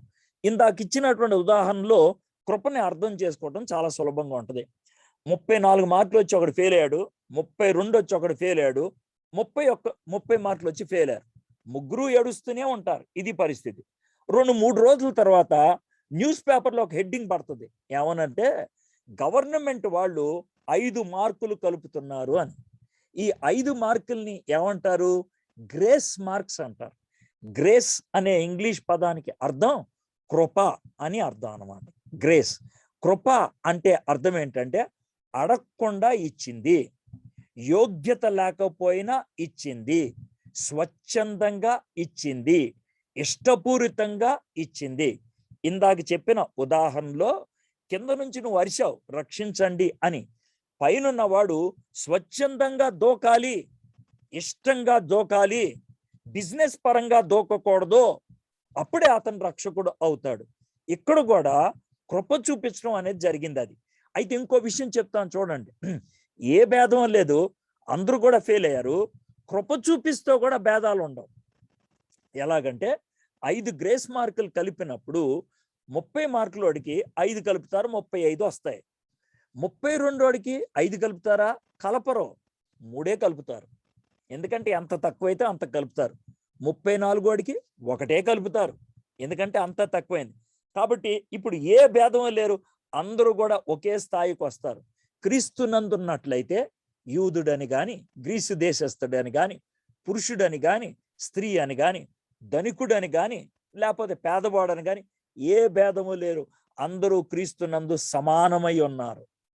అదండి రక్షింపబడతాం అంటే. అందరినీ ఆ గట్టు మీదకే తీసుకొచ్చి పడేస్తారు. ఒకవేళ 4 నేలల్లో పడిపోయారు, అందుట్లో ఒకడు బాగా ధనవంతుడు, ఒకడేమో అబ్బాయి, ఇంకోడేమో అమ్మాయి, ఇంకోళ్ళేమో చిన్న పిల్లలు. ఈ 4 వేరు గట్టుల్లోకి తీసుకెళ్తారా? లేదు కదా, అందరినీ ఆ గట్టు మీదకే లాక్కొస్తారు. అర్థమైందా? అదే విధంగా కాబట్టి నమ్మువారు ఆయన కృప చేతనం. ఎవరు కృప? ఆయన కృప. దేవుడు మన మీద కృప చేశాడు, చూపించాడు. క్రీస్తు యేసునందలి విమోచనము ద్వారా ఉచితముగా నీతిమంతులని తీర్చబడుచున్నారు. ఇప్పుడు మీకు అర్థమైంది కదండి. ఇక్కడ ఇంకో మాట ఉపయోగించారు, ఉచితముగా. మీకు చేతులు జోడించి చెప్తున్నాను, రక్షింపబడాలంటే నేనేం చేయాలండి అని అంటే, నువ్వు చేసేదేమీ లేదు, నువ్వు విశ్వసించాలి, యేసయ్యందు విశ్వసించాలి. దేవుని దగ్గరకు వచ్చి, అయ్యా నేను పాపిని అని ఒప్పుకోవడానికి ఇష్టపడాలి. నా అంతటి నేను రక్షించుకోలేను అని అంగీకరించాలి. నన్ను రక్షించు ప్రభా అని అడగగలిగి ఉండాలి. ఇది మనం ఆయన మీద పూర్తిగా ఆనుకోవటం. ఆ విధమైనటువంటి విశ్వాసం మనలో కలిగేటట్లు దేవుడు చేయటానికి ఇష్టపడుతున్నాడు. మనకి సమ్మతి ఉంటే, మనం అంగీకరించడానికి ఇష్టపడితే. కాబట్టి నమ్మువారు ఆయన కృపచేతనే క్రీస్తునందల విమోచన ద్వారా ఉచితముగా నీతిమంతులని తీర్చబడుతున్నారు. ఇప్పుడు దీన్ని చూద్దాం. కింద నుండి మనం విశ్వాసం చూపించాం, పై నుండి దేవుడు కృప చూపించాడు. అయితే రక్షణ కార్యం ఎలా జరుగుద్ది? రక్షణ కార్యం జరిగినప్పుడు ఏం జరిగింది దాన్ని చూద్దాం. 25, 26 కాస్త కఠినంగా ఉన్నట్లు అనిపిస్తుంది. చదివి దాన్ని వివరిస్తాను. పూర్వము చేయబడిన పాపములను దేవుడు తన ఓరిమి వలన ఉపేక్షించినందున ఆయన తన నీతిని కనపరచవలనని క్రీస్తు యేసు రక్తమునందలి విశ్వాసము ద్వారా ఆయనను కరుణాధారముగా బయలుపరచెను. దేవుడు అప్పటి కాలమందు తన నీతిని కనపరచు నిమిత్తము తాను నీతిమంతుడును యేసునందు విశ్వాసము గల వానిని నీతిమంతునిగా తీర్చువాడినై ఉండుటకు ఆయన అలాగు చేశాను. ఇది కొంచెం కఠినంగా ఉంటుంది అన్నాను కదా, చదివినప్పుడు గబుక్కన అర్థం కాదని వివరించిన తర్వాత మళ్ళీ చదువుతాను, మీకే అర్థమవుతుంది. మరి నేను ఒక భయంకరమైన చెడ్డోడిని అనుకోండి. నేను ఒక డ్రగ్ అడిక్ట్ని. ఒకప్పుడు నేను చాలా వ్యసనాలకు లోనైనటువంటి వ్యక్తిని. మరి నన్ను యేసయ్య ఎందు విశ్వాసం ఉంచితే నీతిమంతుడు అని ముద్రేశాడు అనుకోండి, ఏమంటారు? వాడిని పట్టుకొని నీతిమంతుడు అని ఎలా అంటాడండి ఆయన అసలు బుర్రందా? ఆయనకి నీతి న్యాయం అన్నదా?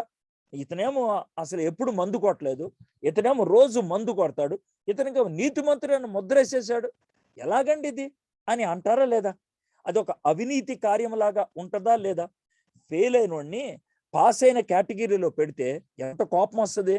మీకంటే తక్కువ మార్కులు వచ్చినాన్ని మీకంటే పైకి తీసుకెళ్ళిపోతే మీకు ఎలా ఉంటుంది? మరి ఎలా చేస్తాడండి? దేవుడి మీద మన కోపం రాదా? అది అన్యాయం లాగా అనిపించదా? దేవుడు నీతిమంతుడు కదా, ఎలాంటి అన్యాయపు కార్యం చేస్తాడు? ఇది మనకు వచ్చేటువంటి ప్రశ్న. రెండో సమస్య కూడా ఉన్నది. ఏంటి ఆ రెండో సమస్య అని అంటే కనుక, నేను చెడ్డోడిని అని తెలుసు మీకు అనుకుందాం. నేను బాగా చెడ్డోడిని అని తెలుసు. నేను ఇంకొక వ్యక్తిని పరిచయం చేస్తూ ఇతను చాలా మంచోడు అని చెప్పాను అనుకోండి, మీరు నమ్మగలుగుతారా? నమ్మలేరు, అస్సలు నమ్మలేరు. ఇంకో ఉదాహరణ కూడా చెప్తాను. పేరు మోసినటువంటి కర్కోటకమైనటువంటి ఒక దొంగని తీసుకొచ్చి పెట్టాను మీ ముందు. పేరు మోసినవాడిని. అతని మీద అతని భుజం మీద నేను చేసి, ఇతను చాలా మంచివాడు అని అంటే, ఇప్పుడు మీకు డౌట్ వచ్చేది ఎవరి మీద తెలుసా? నా మీద. ఎంత నీచ నికృష్టమైన వాడు, దుర్మార్గుడు, ఈయన మంచివాడు అంటున్నాడేంటి? ఇప్పుడు మీకు అర్థమైందా? ఇప్పుడు దేవుడికి ఉన్నటువంటి సమస్య ఏంటంటే, మనల్ని పాపం నుంచి బయటికి తీసుకొచ్చి నీతిమంతుడని ముద్రేయాలి. రెండోది, ఆయన మీద అవినీతిపరుడని ముద్ర పడకూడదు, ఆయన మీద నీతి లేనివాడు అనే ముద్ర పడకూడదు. ఈ రెంటిని ఆయన సమపాళ్లలో చేయడానికి ఏం చేశాడంటే, ఇప్పుడు యేసుక్రీస్తుని మనకి ఇచ్చాడు కదా టాబ్లెట్గా. యేసుక్రీస్తు ప్రభువారు అంటే ఆ టాబ్లెట్లు మన శరీరంలో పనిచేసే జ్వరాన్ని ఏ విధంగా తీసేస్తుందో యేసుక్రీస్తు ప్రభువారు మన కోసం పనిచేశారు. నువ్వేం చేయాలా? యేసుక్రీస్తు ప్రభువారు మన కోసం పనిచేశారు. ఎట్లా పనిచేశారు అని అంటే, ఆయన మన పాపం అంతటిని కూడా తన మీద వేసుకొని ఆదాముకి ఏ విధంగా మనకి ప్రతినిధి అయిపోయాడో, ఇప్పుడు ఒక నూతన ప్రతినిధి వచ్చాడనమాట, యేసయ్య. నువ్వు యేసయ్యని నీ ప్రతినిధిగా తీసుకుంటే ఏం చేస్తాడంటే, నీ పాపం అంతటిని ఆయన మీద వేసుకొని శిలువ మీద నీ పాపానికి బదులుగా ఆయన చనిపోయాడు. నువ్వు చేసినటువంటి తప్పుకి శిక్షగా ఆయన చనిపోయాడు. ఆయన చనిపోయాడు కాబట్టి ఇప్పుడు ఎలా ఉంటుంది అని అంటే, నేను మీకు 1000 రూపాయలు ఇవ్వాలండి, అర్థమైందా? మీరు నన్ను 1000 రూపాయలు అడుగుతున్నారు, కట్టకపోతే కోర్టుకి తీసుకెళ్తా అన్నారు. ఈలోగా డేవిడ్ నా మిత్రుడు వచ్చి ఏంటి ఎడ్వర్డ్ ఏడుస్తున్నావు అంటే, నేను 1000 రూపాయలు అప్పు అయిపోయాను, ఇతనికి ఇవ్వాలి, అయితే ఇతనేమో ఇవ్వకపోతే జైల్లో పెడతాను అంటున్నాడంటే, సర్లే నేను ఇస్తాను అని చెప్పాడు. చెప్పి ఆయన 1000 రూపాయలు ఇచ్చేశాడు. అర్థమైందా? 1000 రూపాయలు ఇచ్చేస్తే థ్యాంక్ యూ డేవిడ్ అని పక్కెళ్ళాడు. రేపు పొద్దున మళ్ళీ నువ్వు నా దగ్గరకు వచ్చి నాకు 1000 రూపాయలు ఇవ్వాలి అని అడుగుతావా? అడగగలవా? అడగగలవా? అడగలేవు. నా బాకీ ఆయన తీర్చేశాడు కదా, అది ఒప్పందం అయిపోయింది కదా, నువ్వు ఇంకెలా అడుగుతావు? నువ్వు ఏ ముఖం పెట్టుకొని అడుగుతావు? అడగలేవు. ఇక్కడ కూడా జరిగేది అదే. ఇక్కడ నేను సమస్యలో ఉన్నటువంటి పార్టీని, అప్పు పడిపోయినటువంటి పార్టీని, బాకీ పడిపోయినటువంటి పార్టీని, యేసు ప్రభు వచ్చారు. ఆయన వచ్చి, బాబు ఆయన అప్పు నా దాంట్లో వేసే, ఆ బాకీ నా దాంట్లో వేసే, ఇదిగో తీర్చేస్తున్నా అని అన్నాడు. ఇప్పుడు నా మీద ఏ శిక్షా విధి ఉండదు, అప్పు ఉన్నది వీడి మేర అనేది ఉండదు. బుక్ కీపింగ్ టర్మ్లో అంటే మీరు ఏమన్నా కామర్స్ చదివిన వాళ్ళు ఉన్నట్లయితే నా పేరట ఉన్నటువంటి బాకీని కొట్టేస్తారు. మీకు అర్థమైంది కదండి? ధర్మశాస్త్రం వీడి బాకీ అని చూపించింది. అర్థమైందా? యేసయ్య రక్తాన్ని కార్చి బాకీ తీరిపోయింది అని చెప్పేశాడు ఆయన.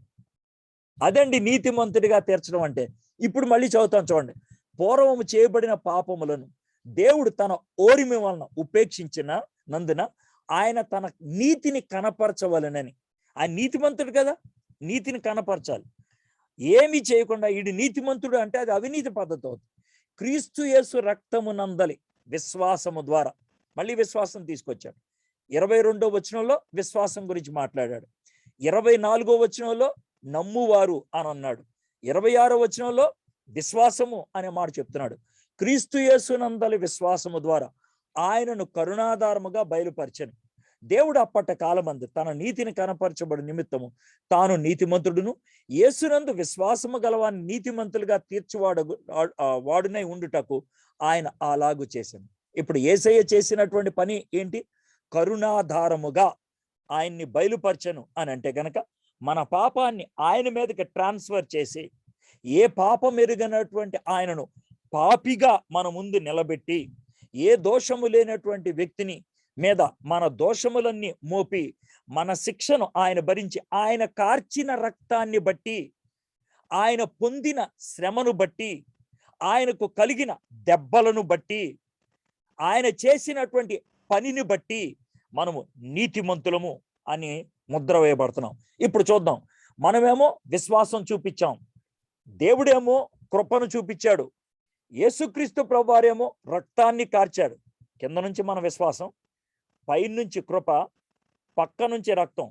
ఈ మూడు తొక్కి పడేస్తే మనం దుష్టులము, పాపులము, మరణానికి పాత్రులము అన్నటువంటి మనం బయటికి ఎలా వస్తామో తెలుసా? నీతిమంతులము, నిత్య జీవాన్ని కలిగిన వాళ్ళు అనేటువంటి ముద్ర వేయబడుతుంది. ఇది కోర్టు వారు ఇచ్చేటువంటి మాట. నిరపరాధి. ఒకవేళ కనుక సుప్రీం కోర్టు నిరపరాధి అని చెప్తే ఇంకా ఎవ్వరు ఏం మాట్లాడటానికి వీల్లేదు, ఇంకెవ్వరు ఏం మాట్లాడటానికి వీల్లేదు. భారతదేశంలో ఇలాంటి చాలాసార్లు జరుగుతూ ఉంటాయి, చాలాసార్లు జరుగుతూ ఉంటుంది. ఏమన్నానంటే తప్పు చేసినటువంటి వ్యక్తిని నిరపరాధి అనేస్తా ఉంటారు. నిరపరాధి అది ఎందుకంటారు? అది రాజకీయానికి వదిలేండి, కానీ మీకు అర్థం అవడానికి చెప్తున్నాను. ఒకవేళ సుప్రీంకోర్టు నిరపరాధి అని చెప్పినట్లయితే ఇంకెవ్వరో మాట్లాడటానికి వీల్లేదు, సైలెంట్ అవ్వాల్సిందే. మన దేవుడు సుప్రీం, ఆయన నిరపరాధి, నీతిమంతుడు అని ముద్ర వేశాడు. సార్, ఇది ఒక్కసారే జరిగిపోతుందా? ఒక్కసారే జరుగుద్ది, అది పదే పదే జరగదు. దీనినే తిరిగి జన్మించటం అని అంటూ ఉంటారు. తిరిగి జన్మించినటువంటి వ్యక్తి, ఒకసారి జన్మించిన వ్యక్తి మళ్ళీ జన్మించడం. ఒకసారి రక్షింపబడినటువంటి వ్యక్తి రక్షింపబడినట్లే, అది జరిగిపోయింది, అది భూతకాలం. ఆ విషయాన్ని మనం గుర్తుపెట్టుకోవాలి. భూతకాలం అయిపోయింది. యోహాను 5:24 చదువుతాను చూడండి. నా మాట విని నన్ను పంపిన వాని యందు విశ్వాసం ఉంచువాడు. యేసుప్రభు వారు చెప్తున్నారు, నన్ను ఆయన పంపించాడు ఒక టాబ్లెట్గా. విశ్వాసం ఉంచువాడు నిత్య జీవము గలవాడు. వస్తుంది అని చెప్పట్లేదు, ఇస్తాను అని చెప్పట్లేదు. గలవాడు, వాడికి నిత్య జీవం అన్నది. వాడు తీర్పులోనికి రాక. గుర్తుపెట్టుకోండి, తీర్పు అయితే ఈ భూమి మీద ఉంటది. అర్థమైందా? ఈ భూమి మీదే ఉంటది తీర్పు. నువ్వు పరలోకానికి వెళ్ళాలా, నరకానికి వెళ్ళాలా అని ఈ భూమి మీదే ఉంటది తీర్పు. సార్, పరలోకంలో తీర్పు ఉండదా? ఉంటది. అది ఎవరికి? విశ్వాసులకి. విశ్వాసులకి ఏ విధమైన తీర్పు ఉంటది? నువ్వు అన్న మాటలకి, నీకు ఇచ్చిన వరాలకి, నువ్వు చేసినటువంటి ప్రక్రియలకు, అది గిఫ్ట్లు ఇవ్వడానికి, ప్రైజులు ఇవ్వడానికి. అర్థమైందండి? అయితే నువ్వు పరలోకంకి వెళ్ళాలా, నరకానికి వెళ్ళాలా అంటానికి చచ్చిపోయిన తర్వాత తీర్పు ఏమి లేదు. బతుకున్నప్పుడే మనం యోహాను సువార్త 3:18 నుంచి చూసినట్లయితే, ఎవరైతే అవిశ్వాసంతో యేసు ప్రభువుని తృణీకరిస్తారో అప్పుడే వాళ్ళు తీర్పు తీర్చబడ్డారు అని అంటాడు. అప్పుడే. ఇప్పుడు నేను చెప్తున్నాను కదా, ఇంత క్లియర్గా చెప్తున్నప్పుడు కూడా మీలో కొంతమంది కఠిన హృదయాలు అయిపోయి ఇది ఇప్పుడు కాదులే అని అనుకుంటే కనుక, ఒకవేళ దీని తర్వాత నీకు అవకాశం దొరకకుండా చచ్చిపోతే కనుక నీకు ఇక్కడే అయిపోయింది తీర్పు. నీకు ఇచ్చారు అవకాశం, నువ్వు కాదన్నావు, ఇక్కడే అయిపోయింది. అలా కాకుండా ఇప్పుడు నేను చెప్తున్నప్పుడు మీలో ఎవరైనా ఇప్పటికిప్పుడు, యేసయ్యా నువ్వు నా కోసం ఈ లోకంలోకి వచ్చావు, నేను పాపిని, నాకు అర్థమవుతుంది బాగా భయంకరంగా, నన్ను క్షమించేసయ్యా, మీరు నన్ను రక్షించండి అని అడిగినప్పుడు, అర్థమైందా, వెంటనే జరిగిపోతుంది. నువ్వు రక్షింపబడినట్లయితే వెంటనే తీర్పు అయిపోయింది. ఏమని తీర్పు అయిపోయింది? నీతిమంతుడు అని. అందుకనే చచ్చిపోయిన తర్వాత నేరుగా పరలోకానికి వెళ్తాం. మధ్యలో ఏం ఉండదు, అక్కడి నుంచి అటు ఇటు పంపించడానికి ఏమీ లేదు. ధనవంతుడు లాజరు మనకి తెలుసు కదా, చనిపోగానే ధనవంతుడు ఎక్కడికి వెళ్ళిపోయాడు? నరకానికి వెళ్ళిపోయాడు. లాజరు ఎక్కడికి వెళ్ళిపోయాడు? పైకి వెళ్ళిపోయాడు. అబ్రహాం యొక్క రొమ్ము దగ్గరికి వెళ్ళిపోయినట్లు మనం చూస్తాం. నా మాట విని నన్ను పంపిన వాని యందు విశ్వాసం ఉంచువాడు నిత్య జీవం గలవాడు, వాడు తీర్పులోనికి రాక మరణములో నుండి జీవములోనికి దాటి ఉన్నాడని మీతో నిశ్చయముగా చెప్పుచున్నాను. ఇది మీకు జరిగిందా? అది మీరు రక్షింపబడ్డారా? ఒకవేళ రక్షింపబడకపోతే ఇప్పుడే ఇదే అనుకూల సమయం, ఇదే అద్భుతమైనటువంటి సమయం. ఆ విషయాన్ని గుర్తుపెట్టుకోండి. ఇంకో వచనం కూడా చదివి వినిపిస్తాను. యోహాను సువార్త 1:12. తన్ను ఎందరు అంగీకరించిరో, యేసేని నమ్మావు, విశ్వసించావు, వారందరికీ అనగా తన నామమునందు విశ్వాసం ఉంచిన వారికి దేవుని పిల్లలగుటకు ఆయన అధికారము అనుగ్రహించాను. మనందరినీ కన్నది దేవుడే, కానీ మనం తప్పిపోయిన కుమారులాగా బయటికి వెళ్ళిపోయాం. ఎవరైతే నమ్మారో, ఎవరైతే విశ్వసించారో, తప్పిపోయిన కుమారుడు వెనక్కి వచ్చినట్లే. అప్పుడు తండ్రి ఏమంటాడు తెలుసా? ఈ నా కుమారుడు తప్పిపోయి ఇప్పుడు దొరికాడు అని అంటాడు. అప్పుడు మనకి దేవుని పిల్లలు అనేటువంటి ముద్ర వేయటం అనేది జరుగుతుంది. ఇంకో వచనం కూడా చదువుతాను. రోమీలకు రాసిన పత్రిక 8:16, 15-16. మనము దేవుని పిల్లలమని ఆత్మ తానే మన ఆత్మతో కూడా సాక్ష్యం ఇచ్చుచున్నాడు. మనము దేవుని పిల్లలమని ఆత్మ తానే మన ఆత్మతో కూడా సాక్ష్యము ఇచ్చుచున్నాడు. ఎంత స్పష్టంగా ఉన్నదో చూడండి. మనం దేవుని పిల్లలం, మన హృదయంలో అబ్బా తండ్రి అని పిలవటానికి ఆ ధైర్యం దేవుడు, పరిశుద్ధాత్ముడు మనకి అనుగ్రహిస్తాడు. సో రక్షించబడ్డానా లేదా అని అంటానికి మొట్టమొదటిది ఏంటి అని అంటే కనుక ఆయన మాట నమ్మాం కాబట్టి రక్షించబడ్డాం. రెండోది, పరిశుద్ధాత్ముడు మనలో ఉండి మనకి ఆ సాక్ష్యాన్ని ఇస్తూ ఉంటాడు, లోన్ నుంచి ఆ ధైర్యాన్ని ఇస్తూ ఉంటాడు. ఇది రెండోది. మూడోది, రక్షించబడినటువంటి వ్యక్తి ఒకవేళ జారిపోతే, ఒకవేళ పడిపోతే, ఒకవేళ పాపపు తలంపు వస్తే లోనున్నటువంటి పరిశుద్ధాత్ముడు ఇప్పుడు నూతన మనస్సాక్షిని ఇచ్చాడు కాబట్టి చాలా సున్నితంగా ఫీల్ అవుతూ ఉంటాం, చాలా సున్నితంగా. ఇదివరకు బోల్డ్ సిగరెట్లు తాగేవాడువేమో, ఇప్పుడు సిగరెట్ ఆ పొగ వాసన వస్తేనే ఒక విధమైనటువంటి భయం, ఒళ్ళంతా జలదరిచినట్లు అనిపిస్తూ ఉంటుంది. అని అంటే దాంట్లోంచి బయటికి తీసుకొచ్చారు, నీళ్ళల్లోంచి బయటికి తీసుకొచ్చిన వ్యక్తిని మళ్ళీ నీళ్లు చూపిస్తే కనుక భయం వేస్తుంది. దాన్ని వాటర్ ఫోబియో అంటూ ఉంటారు. అదేవిధంగా పాపం అంటే ఒక విధంగా ఫోబియో లాగా డెవలప్ అవుతుంది, మనకి భయం వేస్తుంది, వద్దు వద్దు అని అనిపిస్తుంది. ఈ మూడింటిని బట్టి మనం చెప్పగలుగుతూ ఉంటాం. ఒకటి మాటను బట్టి, రెండోది లోన కలిగే భావన బట్టి, మూడోది మన జీవితంలో కలిగిన మార్పును బట్టి. ఈ మూడింటిని బట్టి చెప్పగలుగుతాం మనం రక్షించబడ్డాము అని. 2 నిమిషాలు ఎక్కువైంది, కానీ ఈ ప్రశ్న మిమ్మల్ని అడుగుతున్నాం, మీరు సీరియస్గా ఆలోచించండి. నేను పాపములో ఉన్నాను అని మీరు గుర్తించారా? నేను పాపములో ఇదే విధంగా కొనసాగితే నేను నరకానికి వెళ్తాను అనే విషయాన్ని మీరు గ్రహించారా? లేకపోతే అది తెలియకుండా బతికేస్తున్నారు? ఒకవేళ అలా తెలియకుండా బతుకుతున్నట్లయితే స్పష్టంగా చెప్తున్నా, మీరు ఆదాము పిల్లలుగా, సంతానంగా మూల పాపం మనలో ఉన్నది. నేను పాపం చేయలేదని ఎవడూ చెప్పలేడు.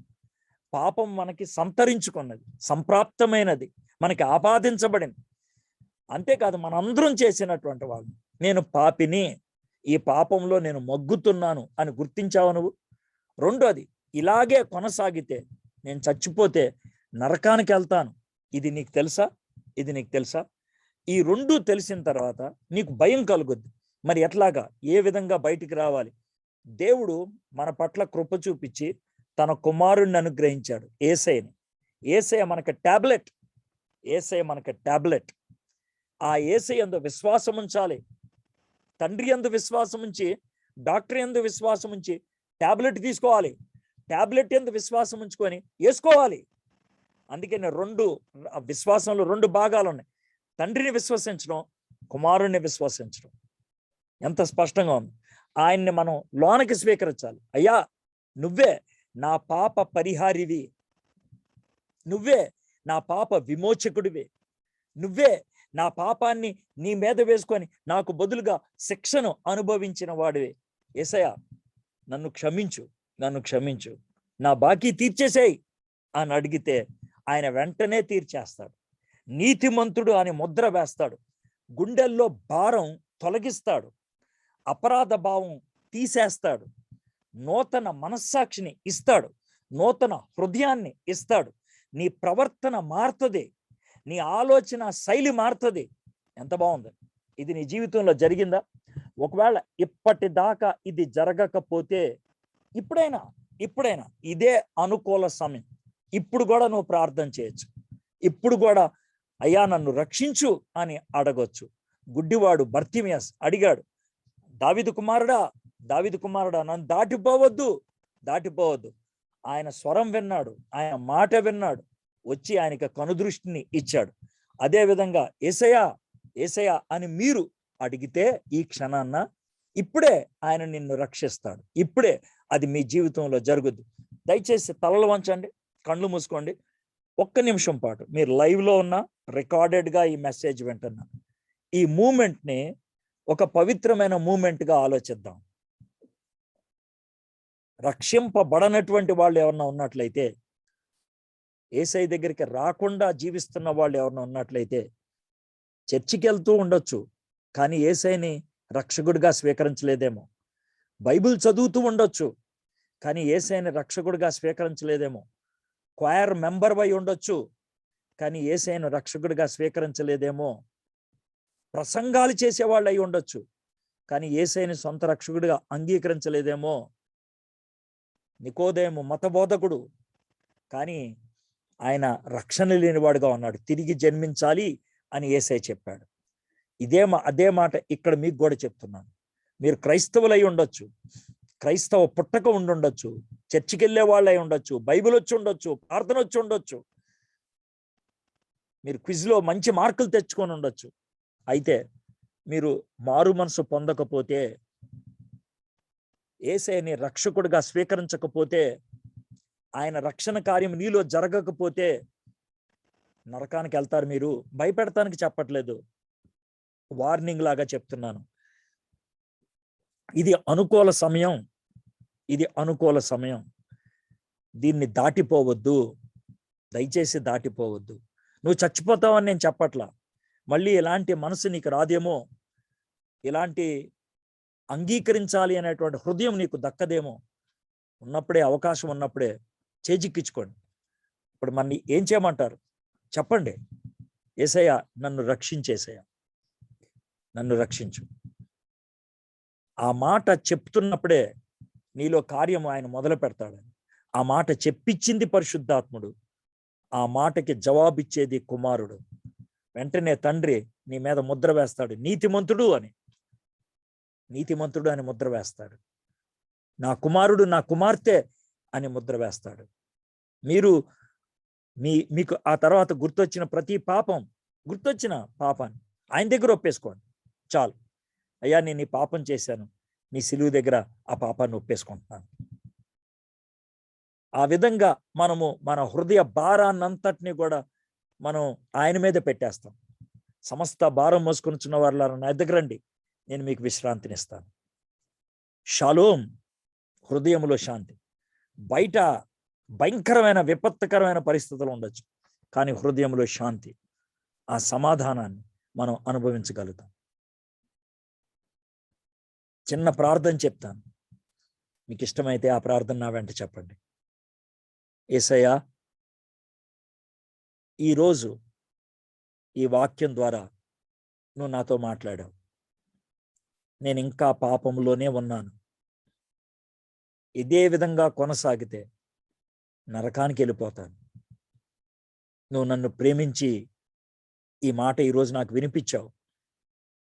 నేను ఒప్పుకుంటున్నాను, నేను పాపిని, నన్ను క్షమించు. యేసయ్యా, నన్ను రక్షించు, నన్ను రక్షించు. నీ శిలువ రక్తములో నా పాపము నుంచి నాకు విడుదల కలిగించు.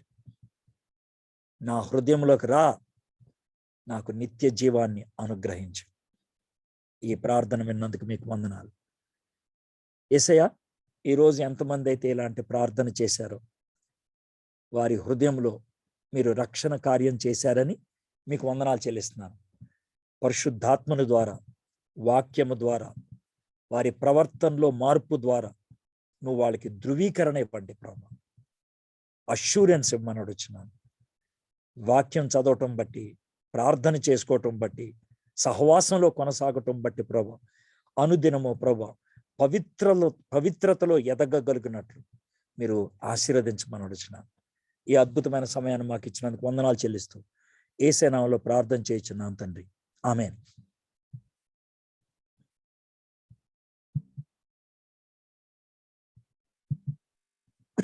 Yes. Thank you so much brother. మరి ఈరోజు క్రొత్తగా యేసుక్రీస్తు ప్రభువుని మీ మనసులో మరి సహోదరులు ప్రార్థనతోటి మీరు కూడా ఆ ప్రార్థన మీ మనస్ఫూర్తిగా చేసి, ఎవరైతే ఈరోజు చేసి ఉన్నారో దయచేసి ఈ డేని జ్ఞాపకం ఉంచుకోండి. ఈరోజు ఈ ప్రార్థన చేసిన ఈ సమయంలో మీరు రక్షించబడ్డారు. మరి దయచేసి మీరు ఈ దినము నూతనంగా జన్మించారు, రక్షించబడ్డారు. మరి ఎవరైతే ఈరోజు మనస్ఫూర్తిగా మనసులో ఈ యొక్క సహలు ఎడ్వర్డ్ విలియమ్స్ గారు మరి వాక్యం విని మీరు ఆయన చెప్పిన ప్రార్థనని అర్థం చేసుకొని మనస్ఫూర్తిగా ఎవరైతే చేసి ఉన్నారో వారందరికీ కూడా మరి హార్టీ కంగ్రాచులేషన్స్ అండి. ఒక్కరు ఈరోజు ఆ ప్రార్థన చేసినా కూడా మరి ఏర్పాట్లన్నీ ప్రయాసంతా కూడా నిజంగా దేవుడు అంగీకరించి ఆశీర్వదించారని మేము నమ్ముతున్నాం. This meeting is for you today. So this is your day brother and sister. Thank you so much. మరి మీరు ఇమీడియట్ గా మీ ఊరిలో ఎవరైనా చర్చ్ కానీ మీరు look for a person who can guide you further. మరి స్క్రీన్ మీద ఈరోజు మరి ఈ యొక్క సందేశాన్ని మరియు గడిచిన రోజుల్లో ఉన్న సందేశాలని మా పాప వాళ్ళు యూట్యూబ్ ఛానల్లో పెట్టారండి. ఆ పైన మీరు చూసినట్లయితే బాబీ రత్నాకర్ అని మీరు కొట్టినట్లయితే, యూట్యూబ్కి వెళ్ళి బాబీ రత్నాకర్ అని కొట్టినట్లయితే మీరు ఈ యొక్క సందేశాలన్నీ చూడగలరు. తర్వాత మా కాంటాక్ట్ నెంబరు 2వ లైన్లో ఉంది, నోట్ చేసుకోనండి. ఈమెయిల్ కూడా నోట్ చేసుకోనండి. అలాగే మరి మా అందరి తరపున మరి మనస్ఫూర్తిగా కృతజ్ఞతలు తెలియచేస్తున్నానండి సహోదరులు ఎడ్వర్డ్ విలియమ్స్ గారికి. Thank you so much brother. అలాగే ఈ గ్రూప్ లో ఉన్న వాళ్ళందరికీ నేను హంబుల్ గా రిక్వెస్ట్ చేస్తున్నాను, క్రియల మూలంగా కూడా మనము సహోదరులకి థ్యాంక్స్ చెప్పడానికి ప్రార్థన చేద్దాం. థ్యాంక్ యూ అండి. మరి రేపటి దినమున దానికంటే ముందు సహోదరులు దైవ కటాక్షం గారు, రిటైర్డ్ హెడ్ మాస్టర్ గారు కనిగిరి నుంచి జాయిన్ అయ్యారు. వారు closing remarks prayer, closing remarks తర్వాత రెవరెండ్ రాచేటి రాజ్ కుమార్ ఫ్రమ్ చీరాల సేవకులు వారి యొక్క ప్రార్థనతో ముగించుకుందాం. మరి రేపటి దినమున బ్రదర్ సురేష్ బాబు గారు అనంతపురం నుంచి వారు వాక్య పరిచర్య చేస్తారండి. గమనించండి, వారు క్రైస్తవ సిద్ధాంతాలని అలాగే ప్రీచింగ్ అండ్ టీచింగ్ మినిస్ట్రీలో వారు ఉన్నారు. వారు regional inspection officer board of intermediate education చేసి రిటైర్ అయ్యారండి. He's the grandfather of 3-year-old grand child and he lives both in Anantapur and Hyderabad. ఆయన వాక్య పరిచర్య చేస్తారండి. అలాగే ఈ యొక్క రికార్డింగ్స్ గ్రూప్స్ లో కూడా పోస్ట్ చేస్తాం, దయచేసి గమనించండి. ఇంకొక మనవి, ఈ ఎడ్వర్డ్ విలియమ్స్ గారు చెప్పిన సందేశాలు అవి ఒక సెట్ లాగా మీరు మీ గ్రూప్స్ లో పోస్ట్ చేయండి. పాపం గురించి, ఈరోజు రక్షణ గురించిన వర్తమానం, ఇవి మీ గ్రూప్స్ లో దయచేసి పోస్ట్ చేయండి. ఎందుకంటే ఒక్క పర్సన్ చూస్తే చాలు, ఒక్క పర్సన్ యాక్సెప్ట్ చేస్తే చాలు. మరి ఈ యొక్క టీచింగ్స్ మనకి ఎక్కడ దొరకవండి, అరుదుగా మనకి అనుగ్రహించబడుతున్నాయి. దయచేసి గమనించండి. It takes only a couple of minutes to post in your group. So over to brother Daiva Kataksham garu. Good morning brother. Good morning brother Williams గారు. చాలా కాలం తర్వాత మీ మెసేజ్ వినడం చాలా సంతోషంగా ఉంది. దైవ కటాక్షం గారు, చాలా కాలం తర్వాత మీ స్వరం వింటున్నాను. మీ ముఖం కూడా చూస్తే బాగుంటుంది. బ్రదర్, మిమ్మల్ని చూడడం నాకు చాలా సంతోషం. Praise the Lord. ఎందుకంటే దేవుడు ఎంత కఠినమైన సిద్ధాంతాన్నైనా మరి పండు ఒలిచి నోట్లో పెట్టినంత సులభంగా బోధించగలిగినటువంటి టాలెంట్ ప్రభు మీకు ఇచ్చాడు. అందును బట్టి నేను ప్రభువును స్తుతిస్తున్నాను. భారతదేశంలోనే కాకుండా ప్రపంచవ్యాప్తంగా సువార్తను సులభతరం చేసి అందించేటువంటి కృపను బలమైన సాధనంగా మిమ్మల్ని వాడుకుంటున్నందుకు నేను ప్రత్యేకంగా దేవుని స్తుతిస్తున్నాను. మరి మీరు చెప్పినటువంటి ఈ సాల్వేషన్, రక్షణ గురించినటువంటి వివరణ ఇక ఇంతకంటే సులభంగా చెప్పే మార్గం లేదేమో అనుకుంటున్నాను. ఎందుకంటే నీటిలో పడినటువంటి వ్యక్తి ప్రాణాలు రక్షించుకోవడానికి ఎలాగూ కేక వేస్తాడో, మరి గట్టు మీద ఉన్నవాడు మరి ప్రతిఫల ఆపేక్ష లేకుండా ఎలాగైతే అతన్ని రక్షించడానికి సిద్ధపడతాడో, అతనికి ఈత వచ్చి ఉంటేనే అతను రక్షించగలడు, ఈత రాకపోతే ఇద్దరు సరిపోతారు. అలాగే మరి దేవుడు ఎంతో కృప కలిగిన వాడు. మరి కింద నుండి విశ్వాసము, పైనుండి కృప, మధ్యలో ప్రభు యొక్క రక్తం ద్వారా మనము పరిశుద్ధులుగా ముద్రించబడతాము అనే విషయాన్ని చాలా చాలా చాలా క్లియర్గా మీరు తెలియజేశారు. అలాగే 30 మార్కులు వచ్చినవాడు, 33 వచ్చినవాడు, 34 వచ్చినవాడు కూడా ఈ గ్రేస్ మార్కుల ద్వారా ఎలాగైతే పాస్ అవుతున్నారో, అలాగే మనము ఎంత గొప్ప పాపైనా, కొంచెం చేసి పాపమైన కానీ ప్రభు అయిన యేసుక్రీస్తు వారి రక్తం ప్రతి పాపం నుండి మనల్ని పవిత్రంగా చేస్తుంది. కాబట్టి ఆ ట్యాబ్లెట్ను యూజ్ చేయడానికి మరి సిద్ధపడితే, మనం సిద్ధపరిచినట్లయితే మరి ప్రతి ఒక్కరు కూడా ఆ జబ్బు నుండి, ఆ జ్వరం నుండి బాగుపడతాడు. చాలా మంచి ఉదాహరణతో విషయాలు చాలా క్షుణ్ణంగా చెప్పినందుకు నేను ప్రత్యేకంగా ఎడ్వర్డ్ గారికి ధన్యవాదాలు తెలియజేస్తూ, మరి రక్షించబడినటువంటి మనము ప్రతి ఒక్కరిని రక్షించాల్సినటువంటి బాధ్యత మన మీద ఉందని ఈ చివరి దినాల్లో గుర్తిరిగి, మరి ఈ ఈ ఈ సువార్తను చాలా స్పీడ్గా మనం ఇతరులకు తెలియజేయాల్సిందిగా నేను మీకు ప్రత్యేకంగా మనవి చేస్తూ, మరి ఎడ్వర్డ్ గారిని చూడడానికి, మరి ఆయన వాక్యం వినటానికి అవకాశం కల్పించిన బాబు రత్నాకర్ గారికి ప్రత్యేకంగా ధన్యవాదాలు తెలియజేసుకుంటూ, ఈ అవకాశం ఇచ్చినందుకు మీకు వందనాలు తెలుస్తూ, ఇప్పుడు ఈ వాక్యం విని రక్షించబడకుండా కఠినపరచుకోవద్దని, రక్షించబడాలని నేను బ్రతిమాలుకుంటూ ఈ కొద్ది మాటలు నేను ముగిస్తున్నాను. God bless you all. Thank you so much అండి. సహోదరులు దైవ కటాక్షం గారు, రిటైర్డ్ హెడ్ మాస్టర్ గారు, కనిగిరి వారు. He's involved in student ministry and training young pastors. Thank you అండి. మరి ఎడ్వర్డ్ విలియమ్స్ గారు నాకు పర్సనల్ గా నాకు పరిచయం లేదు. వారు నాకు అందరికీ తెలిసినట్లే నాకు తెలుసు. మరి డేవిడ్ కెనడా, మేము డిగ్రీలో మేట్స్ లయోలా కాలేజీలో. తను చెప్పడం జరిగింది, నాకు తెలుసు అన్న అని. సో అందువల్ల నేను తనని అడిగాను అనమాట. మరి థ్యాంక్ యూ బ్రదర్, మీ యొక్క commitment it's very inspiring and exemplary. Many thanks brother. అలాగే మరి రెవరెండ్ రాచేటి రాజ్ కుమార్ గారు Chirala closing prayer, Lord's prayer benediction తోటి మనం ముగించుకుందాం.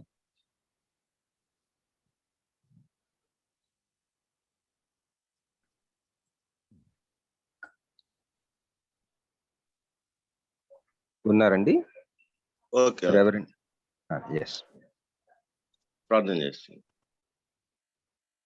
ప్రేమ కలిగిన మా తండ్రి పరిశుద్ధుడా, మీ అత్యంత ఉన్నతమైన శ్రేష్టమైన నామానికి స్తోత్రాలు. మీ ఉచితమైన ప్రేమను బట్టి ఉదయకాల సమయంలో నాయన ఒక శ్రేష్టమైన మరి నాయన సమయాన్ని మీరు మాకు అనుగ్రహించారు మా జీవితాలకు. మా ప్రభువా, మా పట్ల మీరు చూపించే ప్రేమ ఎంత విస్తారమైనదో మా ప్రభువా, ప్రతి దినము మేము అనుభవించగలగడానికి మీరు మాకు ఇస్తున్న ఈ యొక్క శ్రేష్టమైనటువంటి అనుభవాల్లో నుండి ప్రభువా మిమ్మల్ని స్తుతిస్తున్నాము, మిమ్మల్ని గణపరుస్తూ ఉన్నాం ప్రభువా.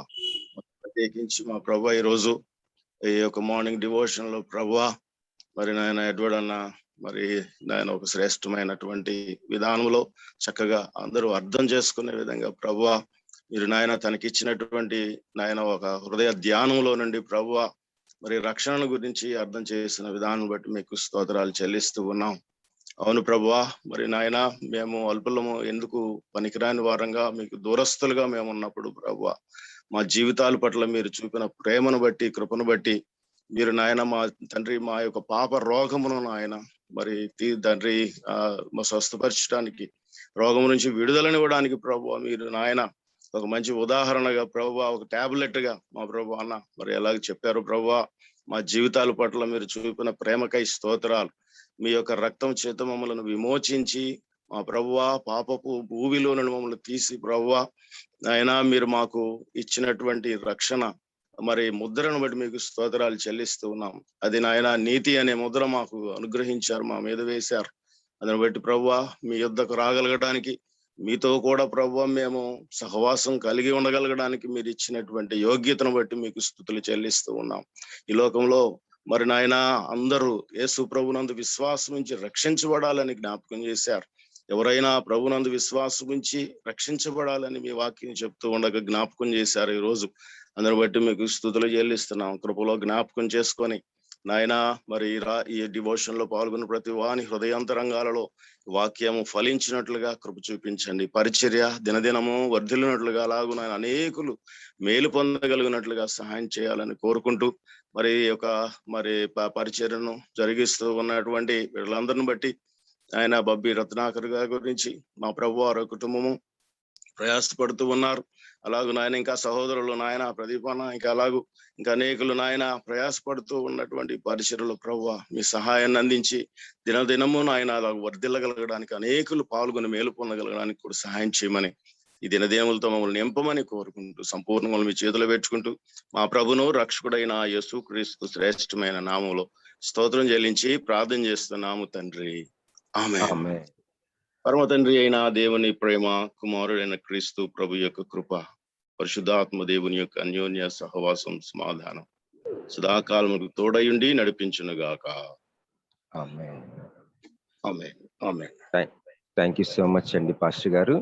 మరి గమనించండి, ఒక చిన్న అనౌన్స్మెంట్ మరి ఒకసారి రిపీట్ చేస్తున్నాను. రేపటి దినమున యాక్చువల్ గా సహోదరులు ఎడ్వర్డ్ విలియమ్స్ గారు తీసుకుంటారని గతంలో చెప్పి ఉన్నాము, కానీ వారికి రేపు వీలవదండి. వారి స్కెడ్యూల్ కొద్దిగా ఇదైంది. వారు 16th తర్వాత మళ్ళీ టైం ఇస్తానని వారు he's kind enough to give us time. అయితే రేపటి దినమున బ్రదర్ సురేష్ బాబు గారు వాక్య పరిచర్య చేస్తారు. గమనించండి, ప్రార్థన చేద్దాం. Let's have a wonderful day today. Thank you అండి.